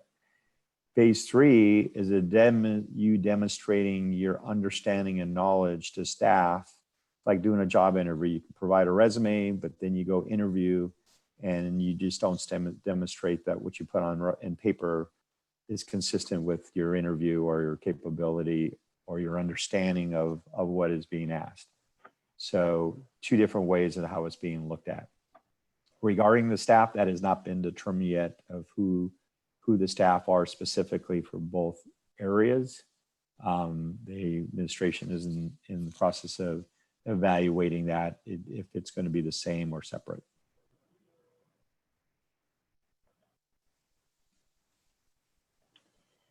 The next question is, once an applicant has secured a zoning inquiry letter that is validated showing no nearby sensitive use, will the applicant have any issues acquiring a CUP? Should sensitive use open within the buffer after the date of the zoning inquiry letter? I'll say the CUP is a separate process for a zoning inquiry letter. So just because you received your zoning inquiry letter does not guarantee CUP approval. You have to go through that process. In regards to when the sensitive use opens, if it opens at a later date, do you have the reference to that, David? Or is that something we'll need to confirm? If you open up and then it opens after you, then you would be grandfathered in, I believe, the way the ordinance is written. But as Jennifer stipulated, it's here in the bottom of page 3. It says the issuance of a ZIL does not constitute written evidence or permission given by the city or of any of its officials to operate and requirements for a permit. So you still have to go through that CUP process and then still have to address the concerns of sensitive use not being there prior to that. Okay, we're getting close to answering all the written ones. Hopefully we've answered most of them, and we'll see how many hands we have raised after. The next question, I'm not quite sure what it's referencing. So David, if this is clear to you, maybe you can try this one. It is, if the written sections of the application are not redacted, how can the city ensure the applications are fairly graded, especially if city staff are grading the applications? Well, it's going off a criteria and it's basing it off that criteria. But the concern is there's some conflict with any individuals on there that would need to be addressed on the appeal associated with that. But staff will be going off a checklist of things of how it's scored.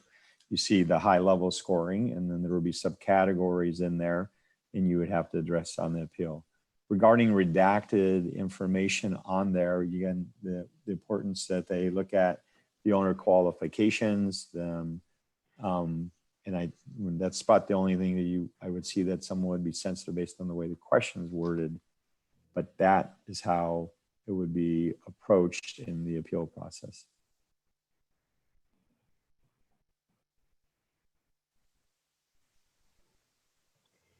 David, if you would take this next one, it is, what is the background requirements for an investment company if the investment is made by a corporation that does not hold ownership? Do all the directors of the investment firm also require background checks? I.e. if the investment comes from a loan from a bank? So reference CCNR 5004. So financial institutions or things of that nature has a specific criteria which are not subject to that determination.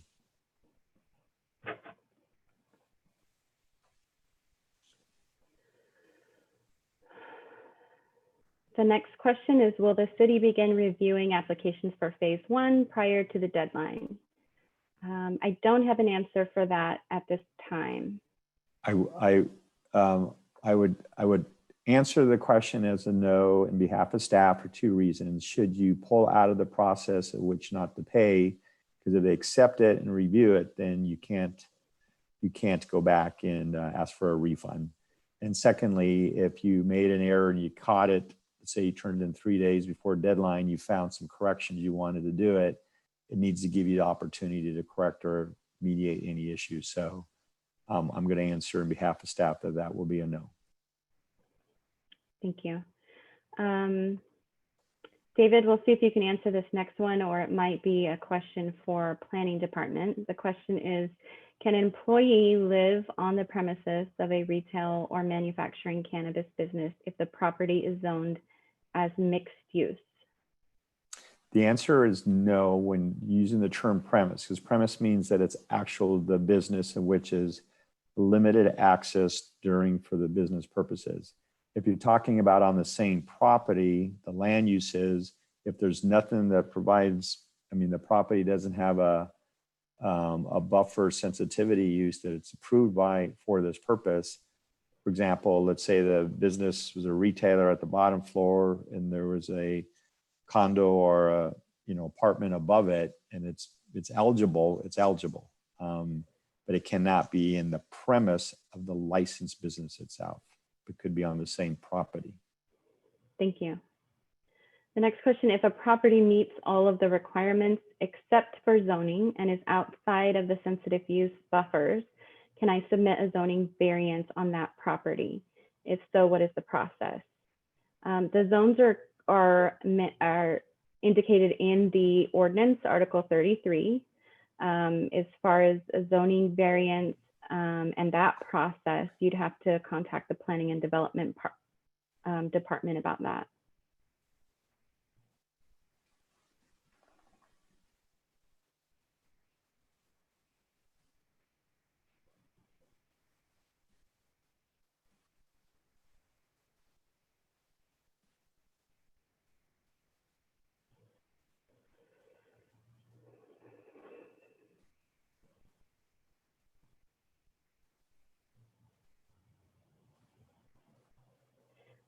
So this question is a long one. It's related to whether the western half of Fresno, I guess, could go through different procedures in order to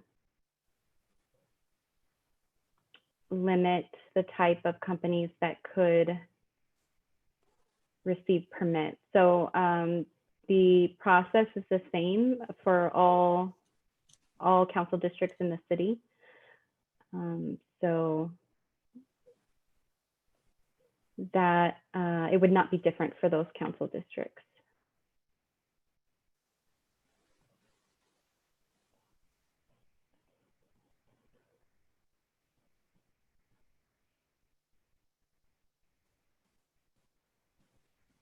Question is, will the applications be printed or read on PDF using a computer? Yes, that is how we plan to review it. The second part of that is grading and reading using a computer. Blueprints can be zoomed in and out. So yes, we can do that. Sometimes when you zoom in, depending on the original size, if it's a scanned document, it can create problems. So just keep that in mind when you're putting together your PDF.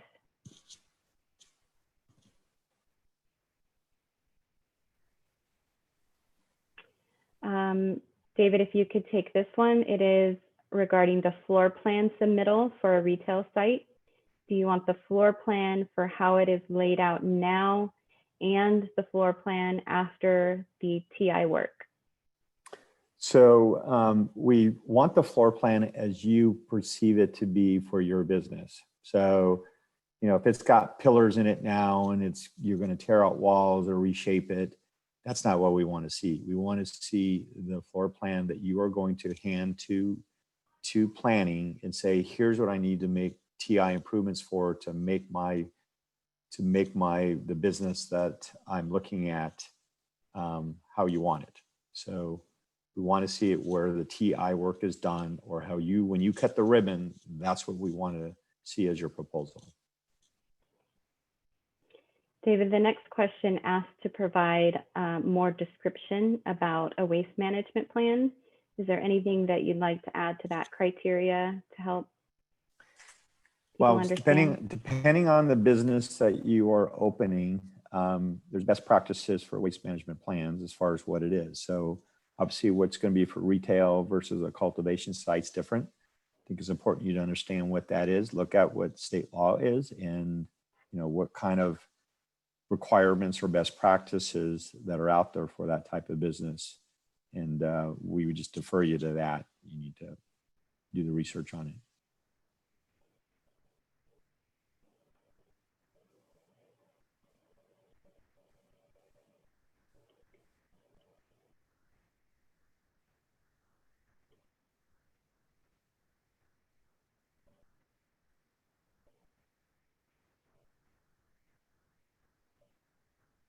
Next question, it appears that the initial review for completion will be conducted upon receipt and prior to the deadline. Please confirm. So I think this goes back to David's answer earlier about the review beginning after the deadline. Do you have anything to add to that, David? Oh, will not be. It's 4 o'clock on December 4th. It won't be looked at before 4:01, if they even that.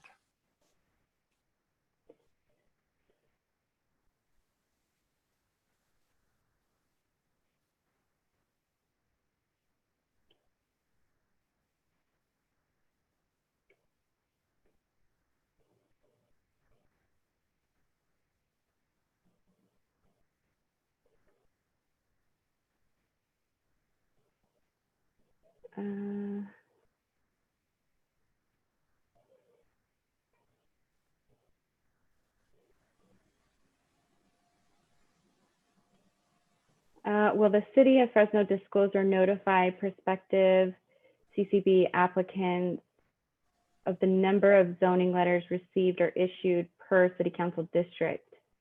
That is something I would need to confirm.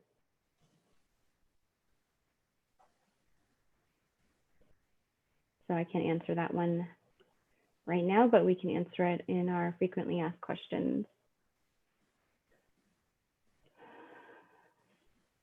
The next question, is there any protections for cannabis business owners against property owners who are charging higher than fair market value for leasing or purchasing property located inside the City of Fresno? So that is addressed in our ordinance. So you do not want to accept a proposal from a property owner that is doing that. David, do you happen to have that section handy to reference? Yeah, I don't, but just reference to the ordinance. I think it's who's permitted or prohibited. Just Google fair market value and it'll probably pop up. Okay, thank you. So we've gotten through all the written Q&As. Let's see. Gavin, do we have, I could see that there are six people.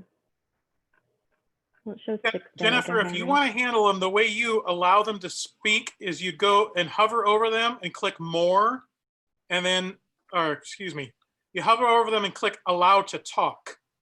And then they have to unmute themselves. And when they're done talking, just click over them again and disallow them their ability to talk. Okay, I see. I just confused because at first it was showing me all the attendees. I thought we had that many hands raised, but I see it's not No, as many. thankfully, no. Yeah. Okay, so we have 4 hands raised. I'm going to start with Tal.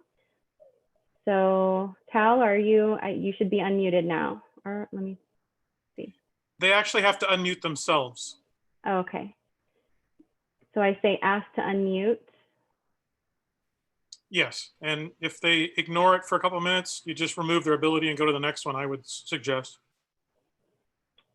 Okay. When you say remove the ability, you disable talking? That's correct. Thank you. Uh-huh. Okay, so Tal, if you can unmute yourself, you have an opportunity to talk. Otherwise, we'll go on to the next. Okay, we'll go on to Pia.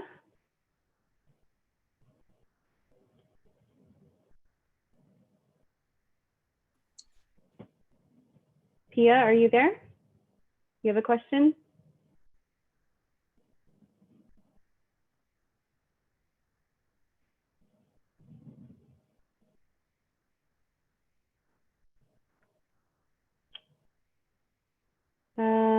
Not sure if I'm doing something wrong or if people just got their questions answered already.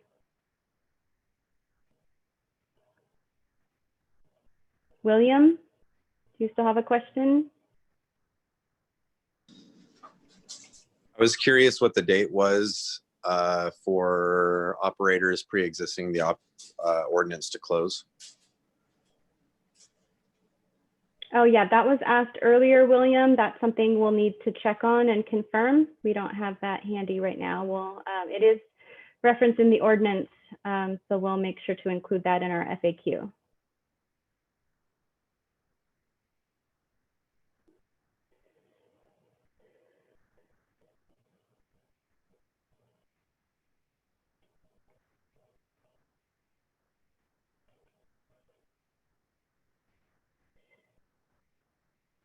Let's see, Jamil? Yes, what order will the applications be graded? For an example, if an applicant submits December 1st, will that application be graded before an applicant who submits December, 4th?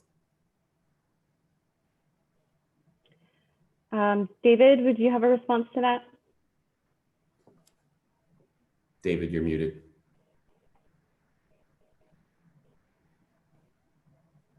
There we go. So really it's assigning it. So once they identify the staff of who's going to grade it, the thing they're going to, let's say, for example, there's 4 staffers, they could be each assigned initial 10 to process. So it's not necessarily by date. It's a matter of them reviewing for completeness, and it's a matter of how they pick them up and download them there. So I think there's some protocols, I think, that are step in the system that Evan's going to share with staff of how to download them. So, you can have retail versus non-retail. So certain staff might be assigned to cover consistently a certain category. So all that still needs to be decided how that is, but it's immaterial if you submit it on the 4th or the order it comes in is not going to be as essential to that. It might be just by the category of which they are assigned. Again, retail versus non-retail, and then you get 25 cultivators and only get 2 distributors, or vice versa. They will determine who would be the appropriate staff to score and reevaluate for consistency.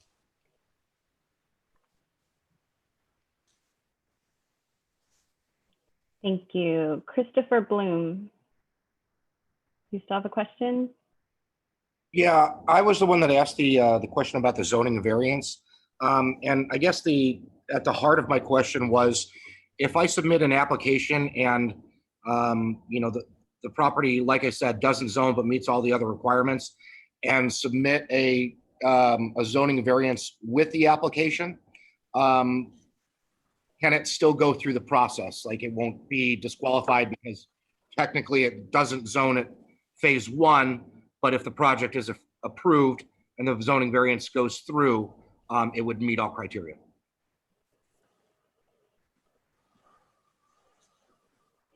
Are you saying that the zoning variance is already in process or it has not been started yet? It has not been started yet. We've identified a property that meets all criteria. It's just not zoned correctly, but we believe it meets the city's criteria for the zoning variance. So we'd like to go through the process concurrently. I think that's probably one we would need to confirm with and talk to our planning department on. David, do you have anything to add? Or Yeah, the only thing, I appreciate him, trying to be proactive on that. The only challenge right now is that there's no surety that is. And so back to the other gentleman's, if you happen to get pulled for December 4th and you don't have a zoning verification letter approved, you don't meet the minimum qualifications. So they can't go in to approve or review a property and start scoring it if it's not qualified at the time they receive it December 4th. Thank you for your answer, David. You're welcome. Okay, I think the last one is Seth. You still have a question, Seth? Yeah, thank you guys for doing this. So if I don't own a business in the city of Fresno, but I do in the county, you mentioned that there would be some kind of breakdown of points based on your proximity to the city. And I'm curious what that is. And then also with regard to scoring, will the applications be scored by multiple city officials and then averaged, or just scored by one official? And if so, is that one official scoring all applications for continuity of subjective evaluation, or no? Thank you. There's a lot of parts to that question. David, you want to talk about the scoring? I think you kind of did earlier, but yeah, and I think I'm trying to get to the labor. Let's see here. I'm missing it. Well, I'm trying to find the local enterprise. So it says in 2.5, describe the extent which the commercial cannabis business will be locally managed enterprise whose owners and or managers reside within or own a commercial business within the city of Fresno for at least 1 year prior to March 2020. So that's where you get the credit for the local enterprise component in there. So that it would, when they look at local for the other part of it, as Jennifer indicated before, to get that maximum points, it will be look at that, but then they will look at, if you're in the county, or ever consider evaluating it based on other things, criteria, where they have a checklist that'll meet us, obviously the tier for which they establish for deducting points or limiting the number of points associated with that.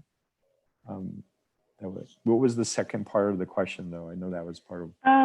Well, part of it is he was asking for the specific breakdown, which we wouldn't provide that specific breakdown, right. Just the total score. The elevator. He was asking about section. The evaluators. Then, the evaluators. Yeah.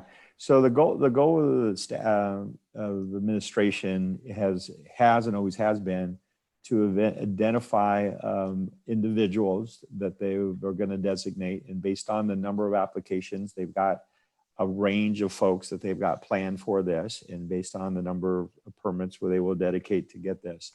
That, as I shared with you earlier, they'll dedicate the consistency. So let's say they have 4 to 6 evaluators, right? They will have the same evaluators. You won't get someone that might consistently score low and then they remove off, and someone that consistently scores high, and you don't get the same variable in there on the package in there.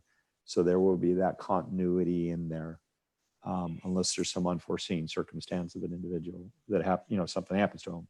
But that's their intent and goal of this approach. And again, then by category, if you got retail and you end up with 50 applications for retail and 10 or 12 for non-retail, then they'll put the appropriate resources for consistency and continuity to get through those.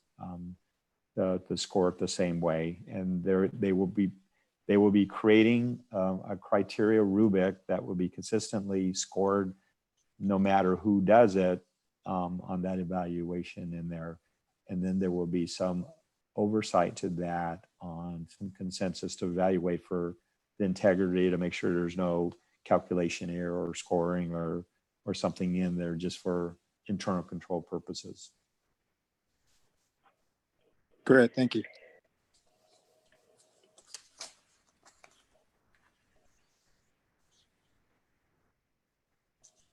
Okay, looks like the last one is Kevin Chandler.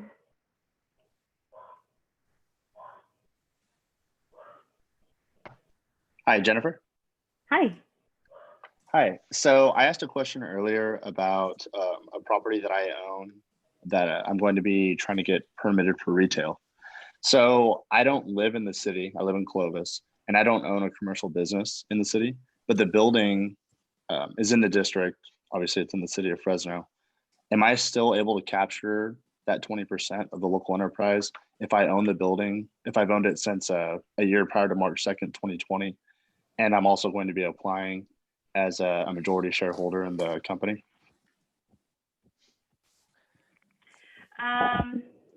David, would you respond? Does that meet the criteria, or do you think we need to get confirmation on that? I think that's one that we need a little more confirmation on there, because there's some unique circumstances here that we need to get some direction from counsel, legal counsel, Definitely. so in staff. But we appreciate giving us that detail because it helps make sure we get it right and put it in the Q&A before you get started. Absolutely. Thank you. All right. Okay, I think that brings us to the end. So the last screen here, this is the contact information for our office and our website.